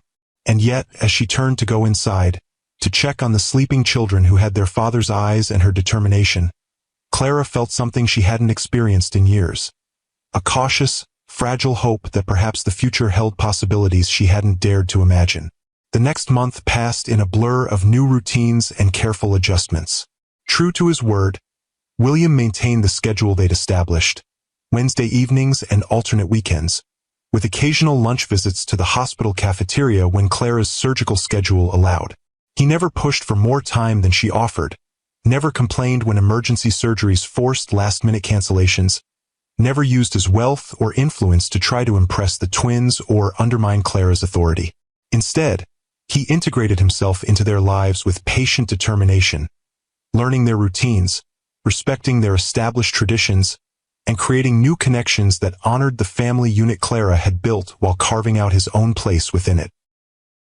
The family therapy sessions helped, providing a neutral space where all four of them could express their feelings and concerns under professional guidance. Dr. Levine, the therapist William had found, specialized in complex family situations and had a gift for translating adult complexities into terms the twins could understand while helping Clara and William navigate their complicated history. "You're both doing remarkably well," Dr. Levine observed during their fourth session, after the twins had been escorted to the playroom by her assistant. "Many co-parents in your situation struggle with basic civility, let alone the level of cooperation you've established." "We have good motivation," Clara replied, glancing toward the playroom where Ethan and Olivia were visible through a large window, happily engaged in building an elaborate block structure. "They deserve parents who can work together." "It's more than that," Dr. Levine countered gently. "I've worked with many parents who love their children deeply but still can't move past their own hurt to collaborate effectively. You two have found a way to separate your personal history from your parenting partnership. That's commendable." William shifted in his chair, uncomfortable with praise he clearly felt was undeserved. "Clara's done the hard part. I'm just following her lead." "That's not entirely true," Clara found herself saying, surprising both William and herself with the defense. "You've been respectful of our boundaries and routines, but you've also established your own relationship with the twins. They talk about daddy things now, traditions and activities that are uniquely yours with them." William's expression softened at this acknowledgement. "They make it easy. They're so open, so willing to let me into their lives despite my absence for so long. Children are naturally resilient and forgiving," Dr. Levine agreed, "but they also take their cues from the adults around them. Your ability to model respectful interaction has given them permission to embrace this new family dynamic without feeling disloyal to either of you." The session continued with practical discussions about the upcoming school year. Ethan and Olivia would be starting kindergarten in the fall, and how to handle the inevitable questions from teachers, other parents, and the twins' expanding social circle about their unusual family situation. As they left the therapist's office together, William turned to Clara with a hesitant expression. "I've been meaning to ask you something. My mother's birthday is next weekend, and she's been asking, rather insistently, to meet the twins. I thought perhaps a small family gathering at her house might be a good opportunity, but I wanted to check with you first." Clara considered the request. Marion Montgomery had been kind to her during their marriage, a warm presence who had never judged Clara for her modest background or career ambitions. Unlike many wealthy mothers-in-law, she had treated Clara as a welcome addition to the family rather than an interloper or a threat. "I think that would be fine," she agreed. "The twins should know their grandmother." "You'd be welcome too, of course," William added quickly. "If you're comfortable with that. Mother would love to see you again." Clara hesitated. The therapy sessions and co-parenting exchanges were one thing, structured interactions with clear boundaries and purposes. A family gathering was something else entirely, a step toward integration that she wasn't sure she was ready for. "I have a surgery scheduled that morning," she said, which was true but also convenient. "I could drop the twins off and pick them up afterward, if that works?"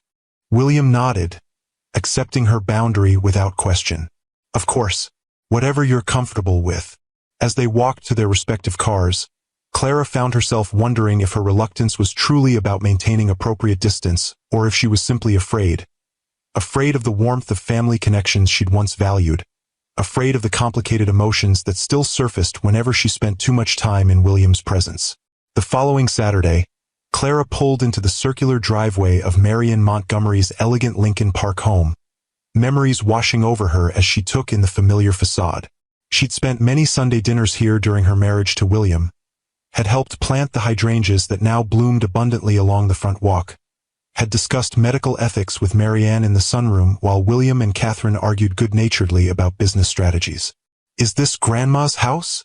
Olivia asked from the back seat, peering through the window with interest. "It's pretty." "Yes, this is your grandmother's home," Clara confirmed, putting the car in park. "She's very excited to meet you both."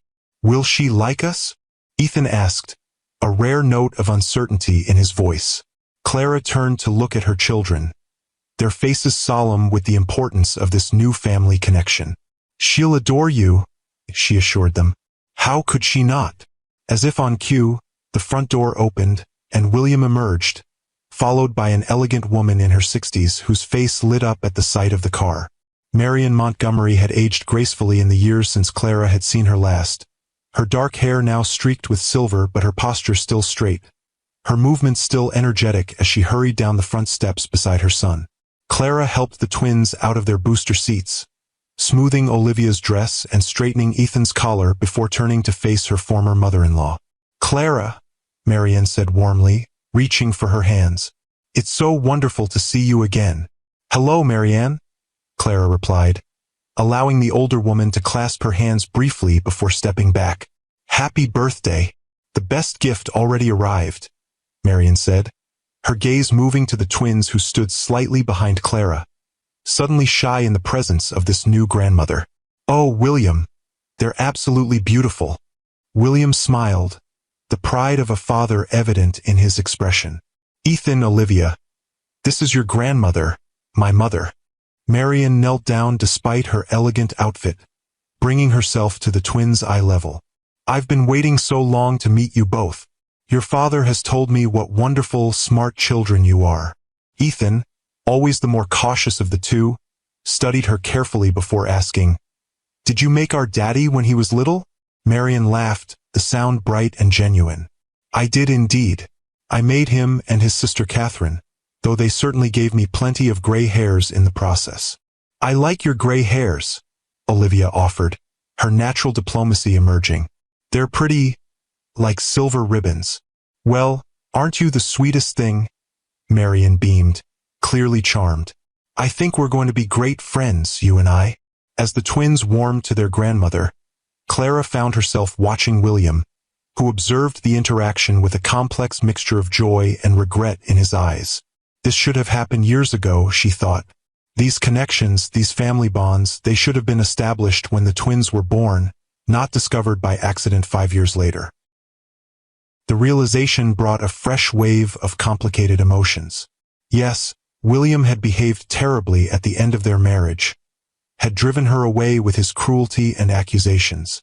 But she had made choices too, choices that, while protective of her own wounded heart, had denied her children a father and grandmother who clearly had so much love to give. "I should go," she said, pulling herself from these unsettling thoughts. My surgery is scheduled for 11. Can't you stay for a quick cup of coffee? Marian asked, rising to her feet. For old time's sake? Clara hesitated, torn between the pull of once cherished connections and the safety of maintained distance. I really should prepare. It's a complicated procedure. Of course, Marianne accepted graciously. Another time, perhaps. The children will be well cared for, I promise. I know they will, Clara replied sincerely. She knelt to hug the twins goodbye. Be good for Grandma and Daddy. I'll pick you up this evening.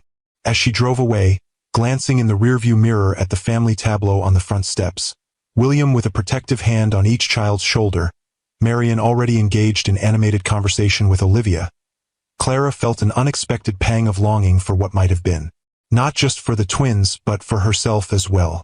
The sense of belonging to something larger than oneself, the comfort of family connections that extended beyond the nuclear unit she'd created. She pushed the feeling aside, focusing instead on the complex cardiac procedure awaiting her at the hospital. This was her life now, her career, her children, her carefully maintained independence. If there was sometimes a hollow space where deeper connections might have flourished, well, that was the price of protecting herself from further hurt. The surgery ran longer than expected, a complication requiring Clara's full concentration and skill to navigate successfully. By the time she called William to explain she'd be late picking up the twins, it was already past 7 in the evening. Don't worry about it, he assured her. They're having a wonderful time. Mother ordered pizza, and they're currently helping her open birthday presents with more enthusiasm than precision.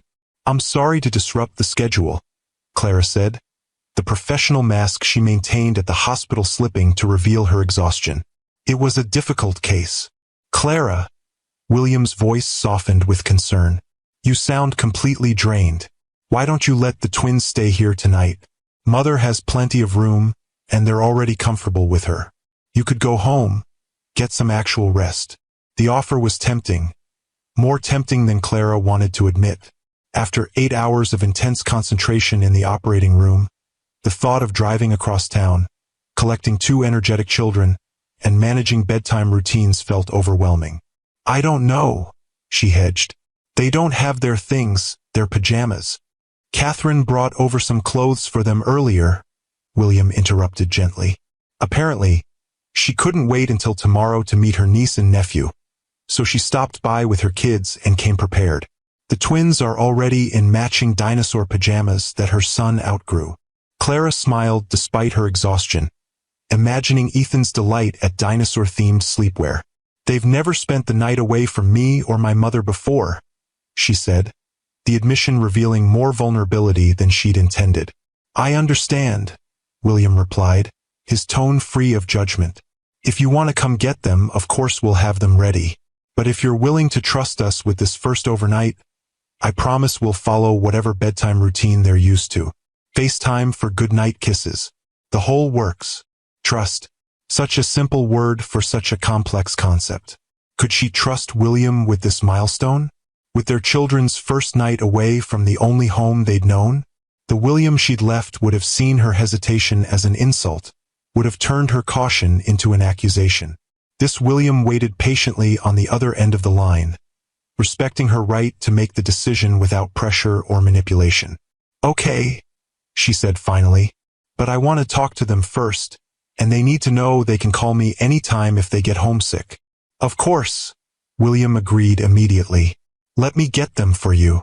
As Clara spoke with the twins, reassured by their excited chatter about Grandma's house and their new cousin friends and the promise of pancakes in the morning, she felt something shift inside her.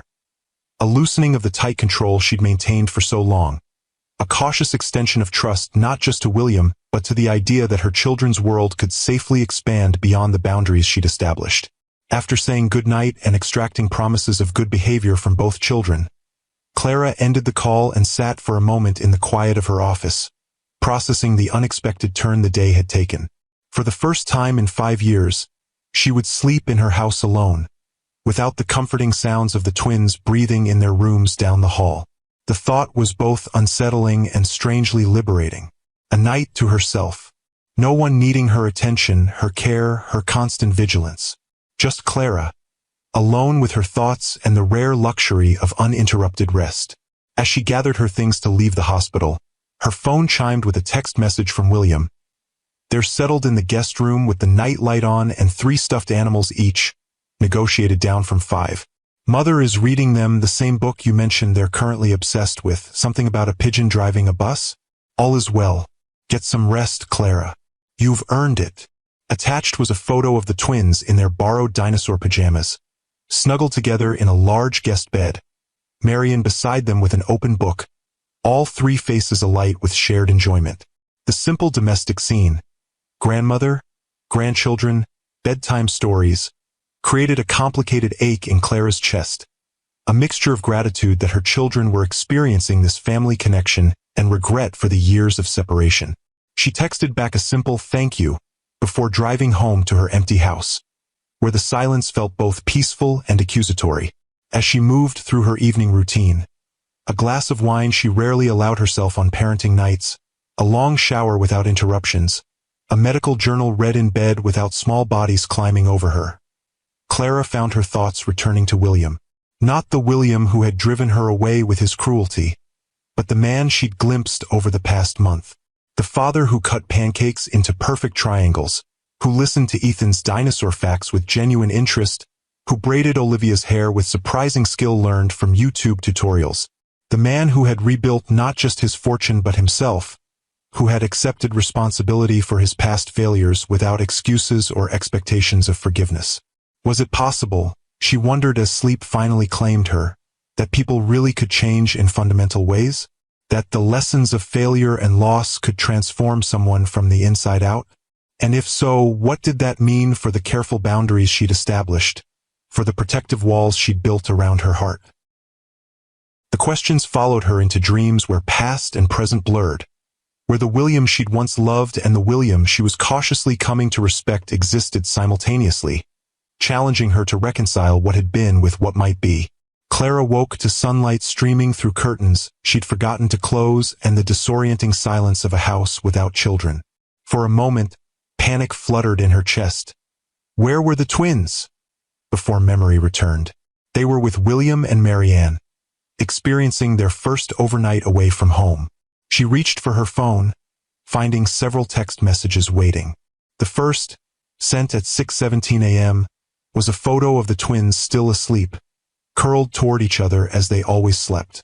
The second, from 7:30, showed them at the breakfast table, chocolate chip pancake triangles half-eaten, faces sticky with syrup and happiness. The most recent, sent just 20 minutes ago, was a video of Ethan and Olivia exploring Marianne's garden, excitedly identifying flowers they recognized from Clara's own garden at home. The care evident in these updates, William's awareness of exactly what information would reassure her, touched something deep inside Clara. He understood her worry, respected it without judgment, and was making every effort to ease it without being asked. She texted back, "They look happy. Thank you for the updates. What time should I pick them up?" William's response came quickly, "No rush. Mother has an art project planned for late morning. Maybe lunchtime? Unless you miss them too much, which would be completely understandable." The gentle acknowledgement of her potential loneliness, offered without pressure or expectation, made Clara smile despite herself. "Lunchtime works. I'll be there around noon." Setting her phone aside, Clara stretched luxuriously in the quiet morning light. When was the last time she'd had a morning entirely to herself, with no surgery scheduled, no small voices demanding attention, no responsibilities beyond her own needs? Years, certainly. Perhaps not since before the twins were born. The realization was both liberating and slightly unsettling. She'd built her identity so completely around being a mother and a surgeon that the simple question of what Clara might want for herself, separate from those roles, felt almost foreign. She decided to find out. Instead of her usual efficient morning routine, she took a leisurely bath with the expensive bath oils her mother had given her for Christmas, still unopened until now, made herself a proper breakfast rather than eating standing up while supervising the twins, and actually sat on her back porch with a second cup of coffee, watching the birds at the feeder Ethan had insisted on installing last spring. The unexpected gift of time and solitude was restorative in ways Clara hadn't anticipated. By the time she dressed to pick up the twins, she felt more centered, more present in herself than she had in months. Marianne's house was filled with laughter when Clara arrived, following the sounds to the sunroom where an art project had clearly exploded across the normally pristine space. Paint pots, glitter, construction paper, and various craft supplies covered every surface, with Marianne at the center of the creative chaos, looking utterly delighted despite the glitter in her elegant silver hair. "Mom!" Ethan spotted her first, abandoning his project to race toward her with paint-smeared hands. "Grandma is teaching us about famous artists. I'm making a Picasso. It certainly looks abstract," Clara agreed, carefully accepting his hug while trying to minimize paint transfer to her clothes. "And what are you creating, Olivia?"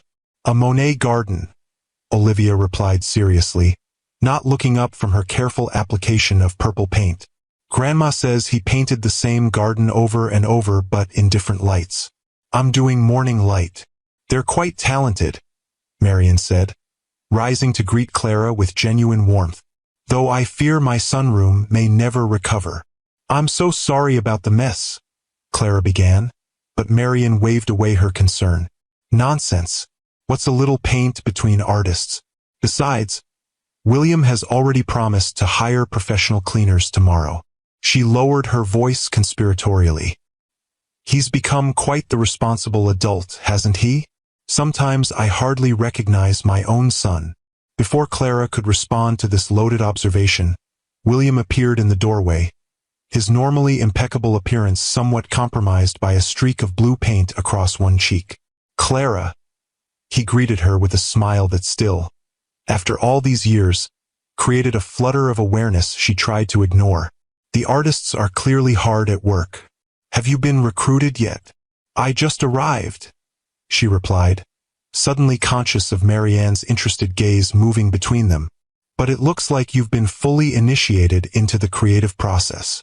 William touched his cheek, discovering the paint with a rueful laugh. "Hazard of helping Ethan with his Picasso period. Apparently, artistic genius requires enthusiastic gestures." The easy banter felt dangerous, too reminiscent of better days, too comfortable for the careful boundaries Clara had established. She took a step back, both literally and figuratively. "We should probably get going soon," she said, addressing the twins. "Grandma has been very generous with her time and her sunroom, but we need to let her enjoy the rest of her birthday weekend." "Actually," Marianne interjected smoothly, "I was hoping you might all stay for lunch. Nothing fancy, just sandwiches in the garden. The children were telling me about their butterfly project at preschool, and I thought they might enjoy seeing the Monarch Way station I've established in the back garden." Clara hesitated, caught between the pull of polite refusal and the twins' obvious excitement at the prospect of butterflies. Before she could decide, Olivia settled the matter with the direct approach that was becoming her trademark. "Please, Mom, we haven't finished our paintings yet, and Grandma says there might be caterpillars on the milkweed plants." "Caterpillars, Mom," Ethan emphasized, as if she might not understand the significance of such a discovery. Clara found herself smiling despite her reservations. "Well, when you put it that way, how can I refuse? But only if you're sure it's not an imposition, Marianne. Having my grandchildren and their mother here is the opposite of an imposition," Marianne assured her. "It's the best birthday gift I could ask for." As the twins returned to their artwork, Marianne linked her arm through Clara's, guiding her toward the kitchen with gentle determination. "Come help me prepare lunch while the artists finish their masterpieces. William, darling, you're on glitter containment duty." William mock saluted his mother before turning back to the twins, already engaged in a serious discussion about the proper application of gold glitter to Ethan's Picasso. In the kitchen, Marianne moved with practiced efficiency, gathering ingredients for sandwiches while Clara, following her lead, washed and sliced fresh vegetables from the garden. "They're remarkable children," Marianne said after a comfortable silence. "You've done an extraordinary job with them, Clara." "Thank you," Clara replied, touched by the sincere praise. "They make it easy to be a good mother." Nonsense, Marianne countered gently. Nothing about raising twins alone while building a surgical career could possibly be easy. You should take proper credit for your accomplishments. Clara smiled, recognizing the direct approach that had clearly influenced both William and Catherine. You raised remarkable children yourself, she offered. William has. He's changed a great deal since we were married. Yes, Marianne agreed, her hands stilling on the bread she was slicing. Failure was the making of him, though it nearly destroyed him first. She glanced at Clara, her expression softening. I owe you an apology, my dear. I should have reached out after you left. Should have made sure you were all right. I let my concern for William blind me to what you must have been going through. The unexpected apology caught Clara off guard. You have nothing to apologize for, Marianne. You were his mother. Of course your loyalty was to him. Perhaps, but I always thought of you as a daughter too. Marianne resumed her sandwich preparation, her tone matter-of-fact despite the emotional weight of her words. I knew William was in a dark place, knew he was lashing out at you unfairly. I should have done more to intervene, to support you both through that crisis instead of standing by while my son drove away the best thing that ever happened to him. Clara swallowed hard, unprepared for the rush of emotion these words evoked. It was a complicated time, she managed. We all did the best we could with the information we had. Including keeping the twins a secret? Marianne asked, her tone gentle but direct. Clara met the older woman's gaze steadily. Yes, I believed I was protecting them from a toxic situation. William was. He wasn't in a place to be a father then. And now, Marianne pressed, her eyes kind but searching. Now he's proving himself to be an excellent father, Clara acknowledged honestly. Patient, attentive, respectful of boundaries. The twins adore him already. And you?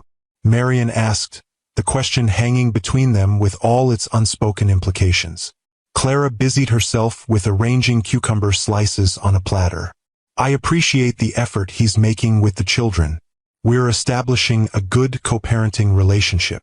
Marianne studied her for a moment, then nodded, accepting the careful non-answer for what it was. Well, I for one am grateful for whatever circumstances brought you all back into our lives. However complicated the journey has been. As they finished preparing lunch, Clara found herself reflecting on Marianne's words. There was truth in them she hadn't fully acknowledged. The journey had been complicated, painful at times, but it had led them here, to this unexpected moment of family connection that, despite her reservations, felt right in ways she couldn't quite articulate.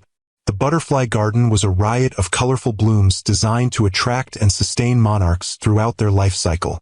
The twins moved through it with reverent excitement, following Marianne's expert guidance as she pointed out eggs on milkweed leaves, caterpillars in various stages of growth, and one magnificent chrysalis hanging from a sheltered branch. It will emerge in about a week, Marianne explained, her knowledge clearly impressing the children. Then it will need to rest while its wings dry before it can fly. Like when Mom does surgery on people's hearts, Ethan observed seriously. They have to rest and get stronger before they can go home.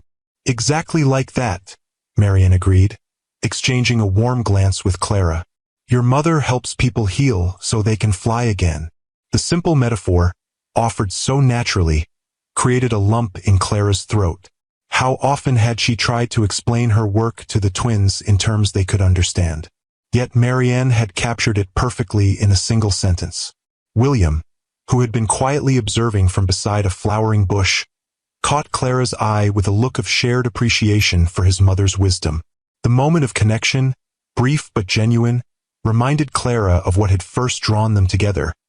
Not just physical attraction or intellectual compatibility, but a shared value system, a mutual respect for life's deeper meanings.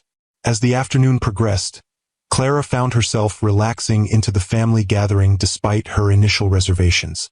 There was something healing about watching the twins explore their expanded family connections, about seeing them embraced so wholeheartedly by a grandmother who clearly intended to make up for lost time with abundant love and attention.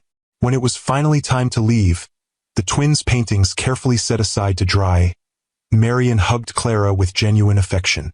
Don't be a stranger, she said quietly. Whatever happened between you and William, you'll always be family to me.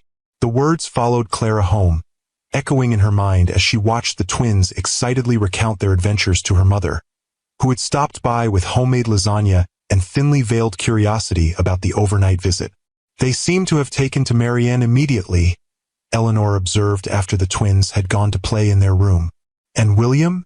How is that relationship developing? Clara sighed, recognizing her mother's protective concern beneath the casual question. Better than I expected, honestly. He's patient with them, genuinely interested in their lives. They adore him already. And you?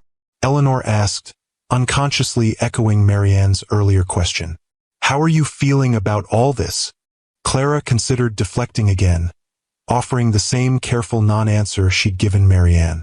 But this was her mother, the woman who had held her through the darkest days after leaving William, who had moved across the country to help her raise the twins, who had never once questioned her decisions even when they must have seemed drastic.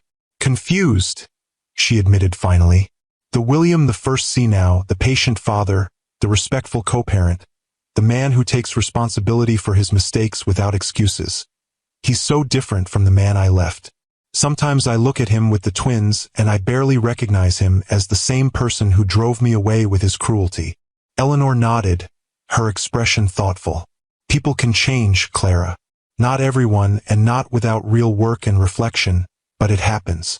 The question is whether that change matters to you beyond its impact on the children. I don't know, Clara confessed, the admission both frightening and freeing. I've spent 6 years building walls to protect myself from ever being hurt like that again. The idea of lowering them, even a little, terrifying, Eleanor supplied with the wisdom of experience. But walls that keep out pain also keep out joy, sweetheart. Trust me on that. Clara studied her mother, remembering the stories she'd heard about Eleanor's own past. A passionate marriage to Clara's father that had ended with his early death, followed by years of self-imposed solitude before she'd finally allowed herself to date again in her 50s. Are you suggesting I should forgive him? Consider reconciliation? Clara asked, more curious than defensive. Eleanor shook her head. I'm not suggesting anything specific, only that you allow yourself to feel whatever you're feeling without judgment. If that's cautious co-parenting and nothing more, that's valid. If it's friendship, that's valid too. And if it's something else entirely, she shrugged. Just be honest with yourself about the possibilities. That's all. The conversation shifted to other topics, but Eleanor's advice lingered in Clara's thoughts long after her mother had gone home. Be honest with yourself about the possibilities. The words challenged her to examine the careful boundaries she'd established, to question whether they still served their original purpose or had become limitations rather than protections. That night, after the twins were asleep, Clara found herself on the porch swing again, the spring evening wrapping around her with the scent of her blooming garden. Her phone chimed with a text message from William. Thank you for today. Mother hasn't stopped talking about how wonderful it was to have everyone together. The twins' artwork is being professionally framed as we speak. Her idea, not mine, though I fully support the recognition of such obvious talent. Clara smiled despite herself, typing back, they haven't stopped talking about butterflies and famous artists. I think we have a budding entomologist and a future painter on our hands. William's response came quickly. The world needs both, though I'm secretly hoping Ethan's dinosaur phase evolves into paleontology. I've always wanted an excuse to fund a dig. The easy banter, the shared pride in their children's interests, the glimpse of the playful side of William that had been so absent during their marriage's painful end. All of it created a warmth in Clara's chest that was both welcome and worrying. Be honest with yourself about the possibilities. What were the possibilities, really? Co-parenting with mutual respect, certainly. Perhaps even friendship of a sort, built on their shared love for the twins and the history that, despite its painful conclusion, had once held genuine joy and connection. But beyond that, Clara wasn't sure she was ready to consider what might lie beyond the careful boundaries she'd established. The risk felt too great, the potential for renewed hurt too real. And yet, as she sat in the quiet evening, remembering the day's moments of unexpected connection, William's blue-painted cheek, Marianne's wisdom in the butterfly garden, the easy laughter they'd all shared over lunch. Clara found herself wondering if perhaps the greatest risk wasn't in lowering her walls, but in keeping them raised so high that nothing new could ever grow within their protection. The Montgomery Wing dedication ceremony was scheduled for a warm day in early June, 2 months after William had discovered his children. The hospital had planned an elaborate event to honor their most generous donor, complete with press coverage, catered refreshments, and speeches from hospital administrators eager to publicly thank the man whose contribution would transform pediatric cardiac care at Mercy Heart Institute. Clara had initially planned to attend only in her official capacity as chief of cardiothoracic surgery, maintaining the professional distance she'd carefully established. But the twins had other ideas. "We want to go to Daddy's party," Olivia announced at breakfast 3 days before the event. "Grandma says there will be a big ribbon to cut." "It's not exactly a party," Clara explained, pouring more cereal for Ethan. "It's a formal hospital function. You might find it boring." "But Daddy's name will be on the building," Ethan protested. "We should be there. We're Montgomerys too." The simple statement, delivered with a child's straightforward logic, caught Clara off guard. Yes, they were Montgomerys, at least half so, though she'd given them her maiden name at birth. The realization that they were developing a sense of connection to their father's family, a pride in that shared identity, was both natural and slightly unsettling. "I'll talk to your father about it," she promised, already anticipating William's response. He'd been scrupulously careful about not using the children for publicity or social advantage, had even declined several high-profile events because they conflicted with his scheduled time with the twins. When she called him later that day, his reaction surprised her. "Actually, I was going to ask you about that," William said. "Mother mentioned the twins might enjoy seeing the ceremony, but I didn't want to put you in an awkward position. The press will be there, and if the children attend, there will inevitably be questions about our situation." "Our situation," Clara repeated with a hint of dry humor. "You mean the fact that Chicago's most eligible billionaire bachelor secretly has 5-year-old twins with his ex-wife?" "Something like that," William acknowledged, and she could hear the smile in his voice. "I've managed to keep them out of the public eye so far, but this would change that. I wanted your thoughts before making any decisions." The consideration implicit in his approach, his awareness of the implications, his deference to her judgment, reinforced Clara's growing recognition of how fundamentally William had changed. The man she'd married would have made the decision unilaterally, confident in his right to determine what was best for his family without consultation. "They want to come," she said after a moment's reflection. "They're proud of the connection to you, to the Montgomery name. I think it might be good for them to see that celebrated publicly." "And you?" William asked carefully. "Would you be comfortable with the inevitable speculation? The questions about our past and current relationship?" Clara considered the question seriously. For months, she'd maintained careful boundaries around her interactions with William, limiting their contact to matters directly related to the twins, keeping their personal history firmly in the past where it belonged. A public appearance together with the children would blur those boundaries in ways she couldn't entirely predict. "I can handle speculation," she said finally. "I'm more concerned about protecting the twins from excessive attention." "We could establish ground rules with the press beforehand," William suggested. "Make it clear that the children are off-limits for direct questions or photographs without explicit permission." "That would help," Clara agreed. "And we should prepare the twins, explain that people might be curious about them, about us." "Us?" William repeated, the word hanging between them with all its complicated implications. "Yes, we should be clear about how to address that. We're co-parents who are successfully raising our children together despite being divorced," Clara stated firmly. "That's the truth, and it's all anyone needs to know." If William was disappointed by this clear delineation of their relationship, he didn't show it. "Agreed. I'll have my PR team draft a statement along those lines and send it to you for approval before distributing it to the press." The businesslike approach was reassuring, a reminder that they could navigate this new public dimension of their relationship with the same careful respect they'd established in private. And yet, as Clara ended the call, she found herself wondering if the neat categorization she'd offered, co-parents, successfully divorced, truly captured the evolving reality of their connection. The day of the dedication arrived with perfect early summer weather, sunshine warming the hospital's front plaza where a temporary stage had been erected beside the newly constructed wing. Clara arrived early with the twins, using a side entrance to avoid the gathering press and guests at the main doors. Dr. Vance, the hospital administrator, hurried toward her, relief evident in his expression. We weren't sure if you'd be attending with. That is, we've added chairs on the stage for you and the children, next to Mr. Montgomery and his mother. Thank you, that's very thoughtful, Clara replied, noting the man's barely concealed curiosity about her relationship with the hospital's most important donor. The press has been asking questions, he continued, lowering his voice, about Mr. Montgomery's children, about your history together. We've directed them to the statement his office released, but I thought you should be prepared. We are, Clara assured him, squeezing the twins' hands reassuringly. Ethan and Olivia understand that people might be curious about their family. We practiced, Ethan offered seriously. If someone asks questions, we say, thank you for your interest, and then find mom or dad or grandma. The administrator smiled, clearly charmed despite his nervousness. Very professional.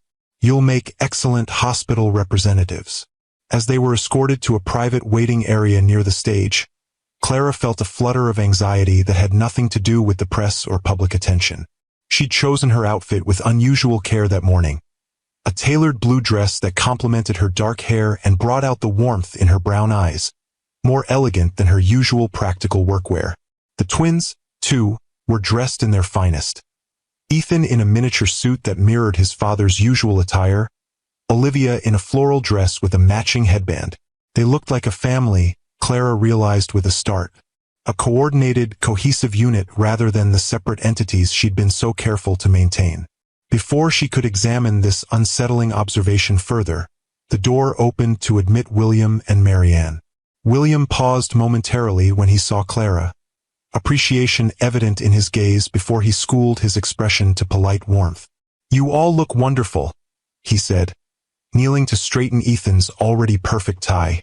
Ready for the big event? We practiced what to say to reporters, Olivia informed him proudly.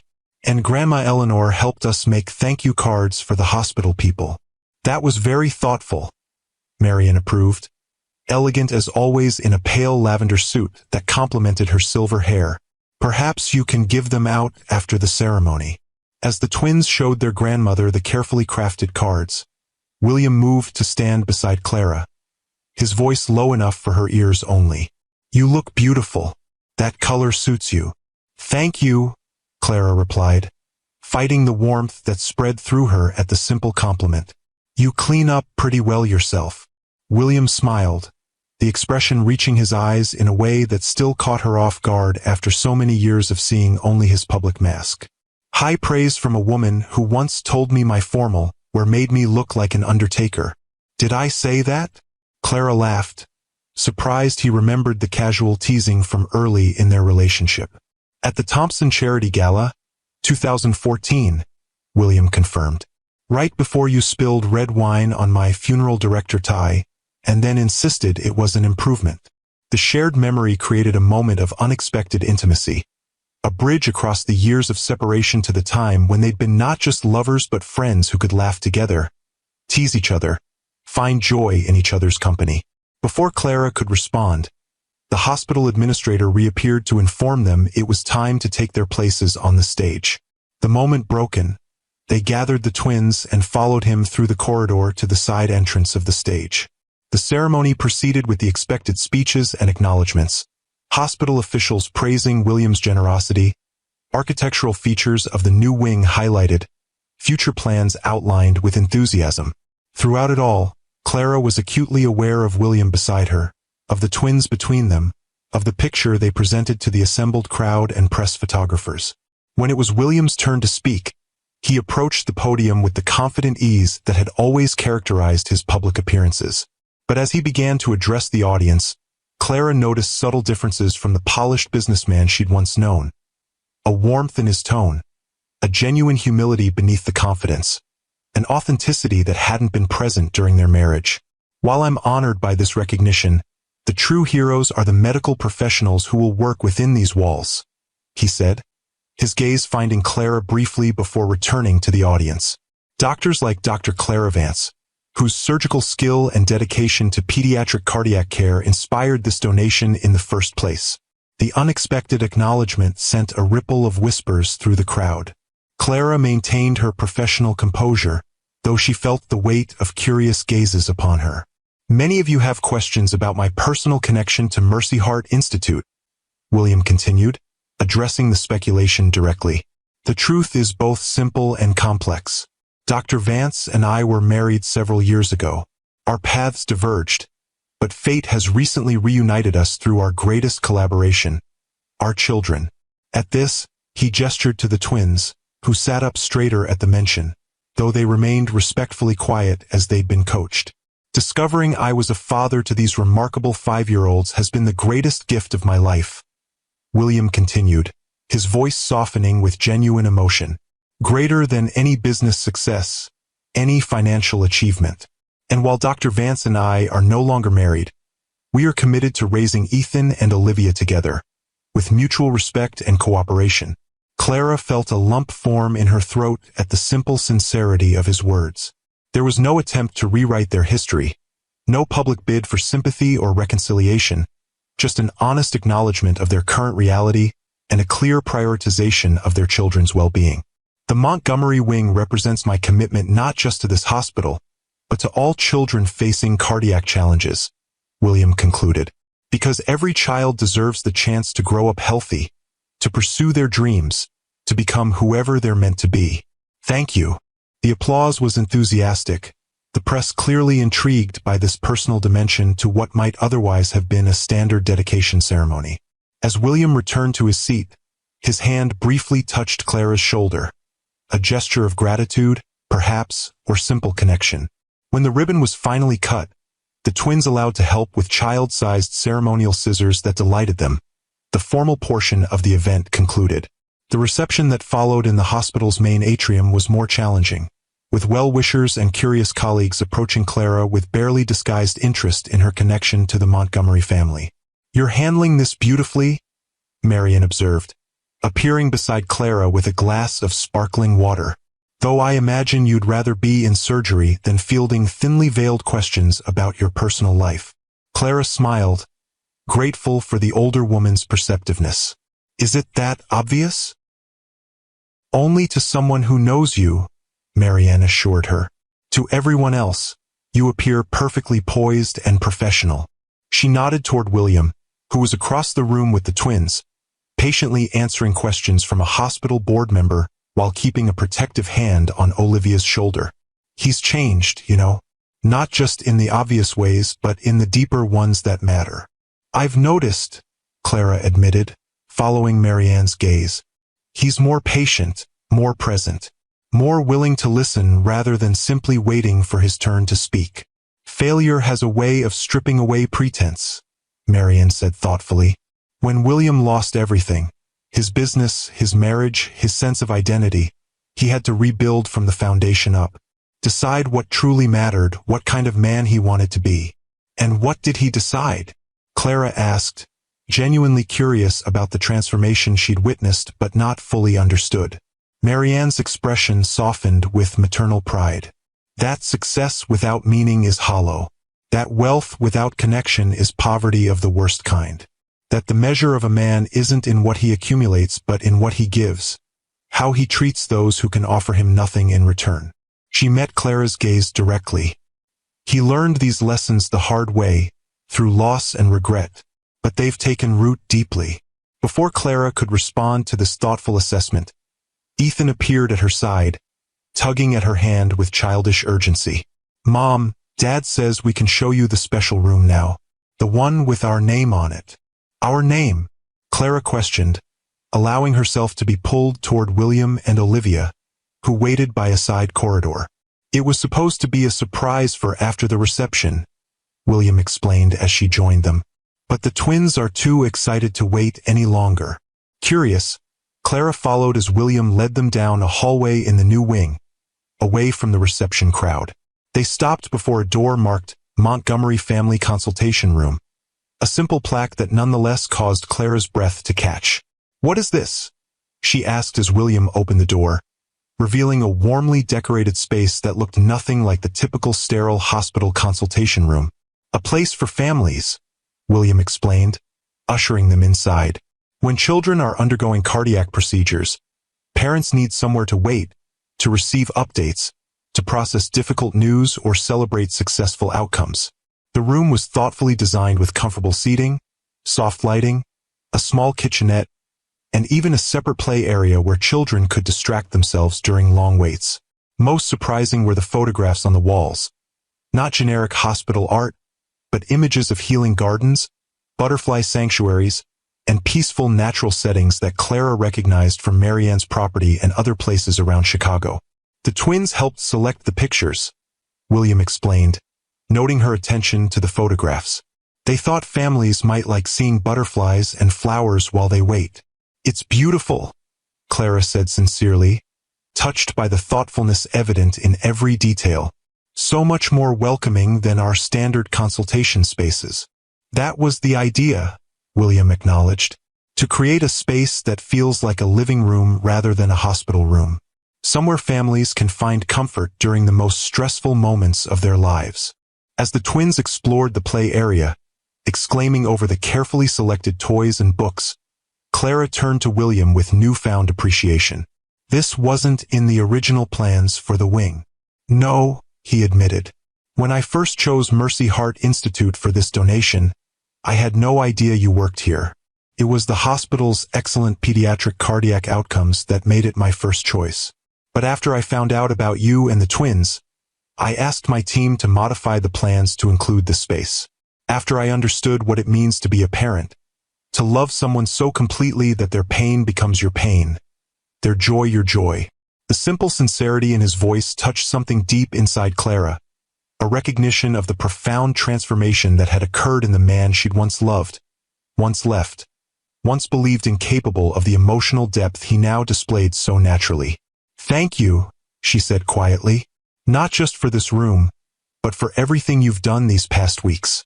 The way you've approached being a father, the respect you've shown for the boundaries I established, the patience you've demonstrated at every turn." William's expression softened, vulnerability evident in his eyes.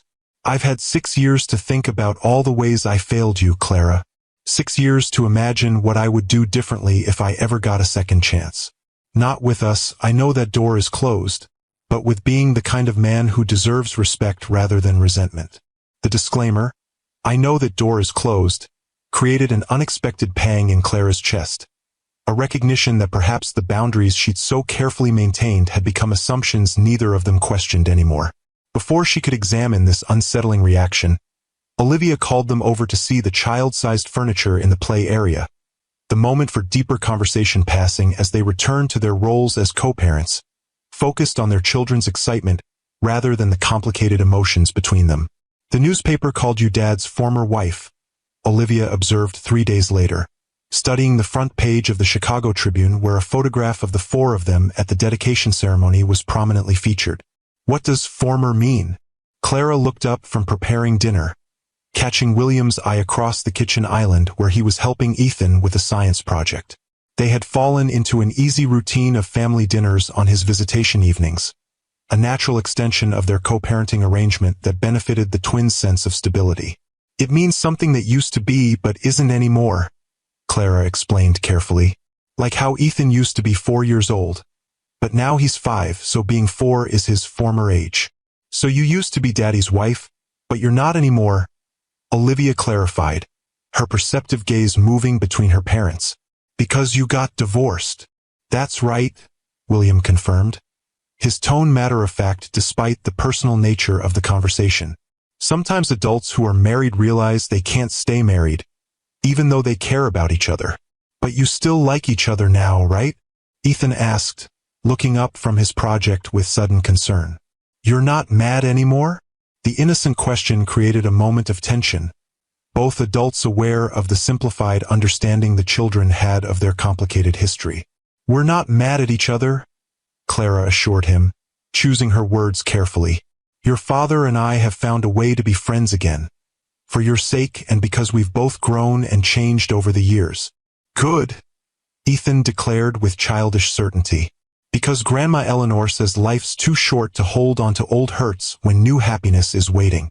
Clara nearly dropped the spoon she was holding, startled by her mother's wisdom emerging from her 5-year-old's mouth.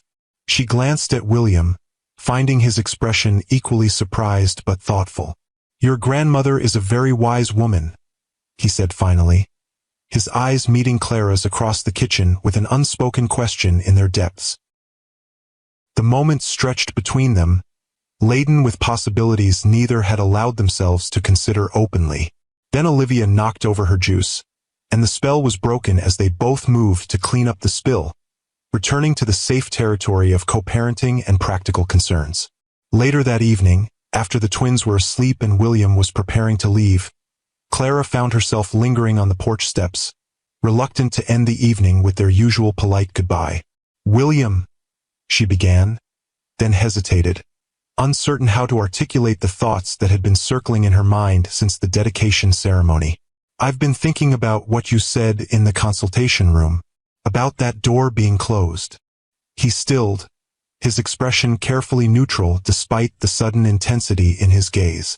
Yes, I'm not sure it is, Clara admitted, the words both frightening and freeing as they left her lips. Closed permanently, I mean, maybe it's just stuck. From disuse and old paint and years of believing it couldn't be opened again.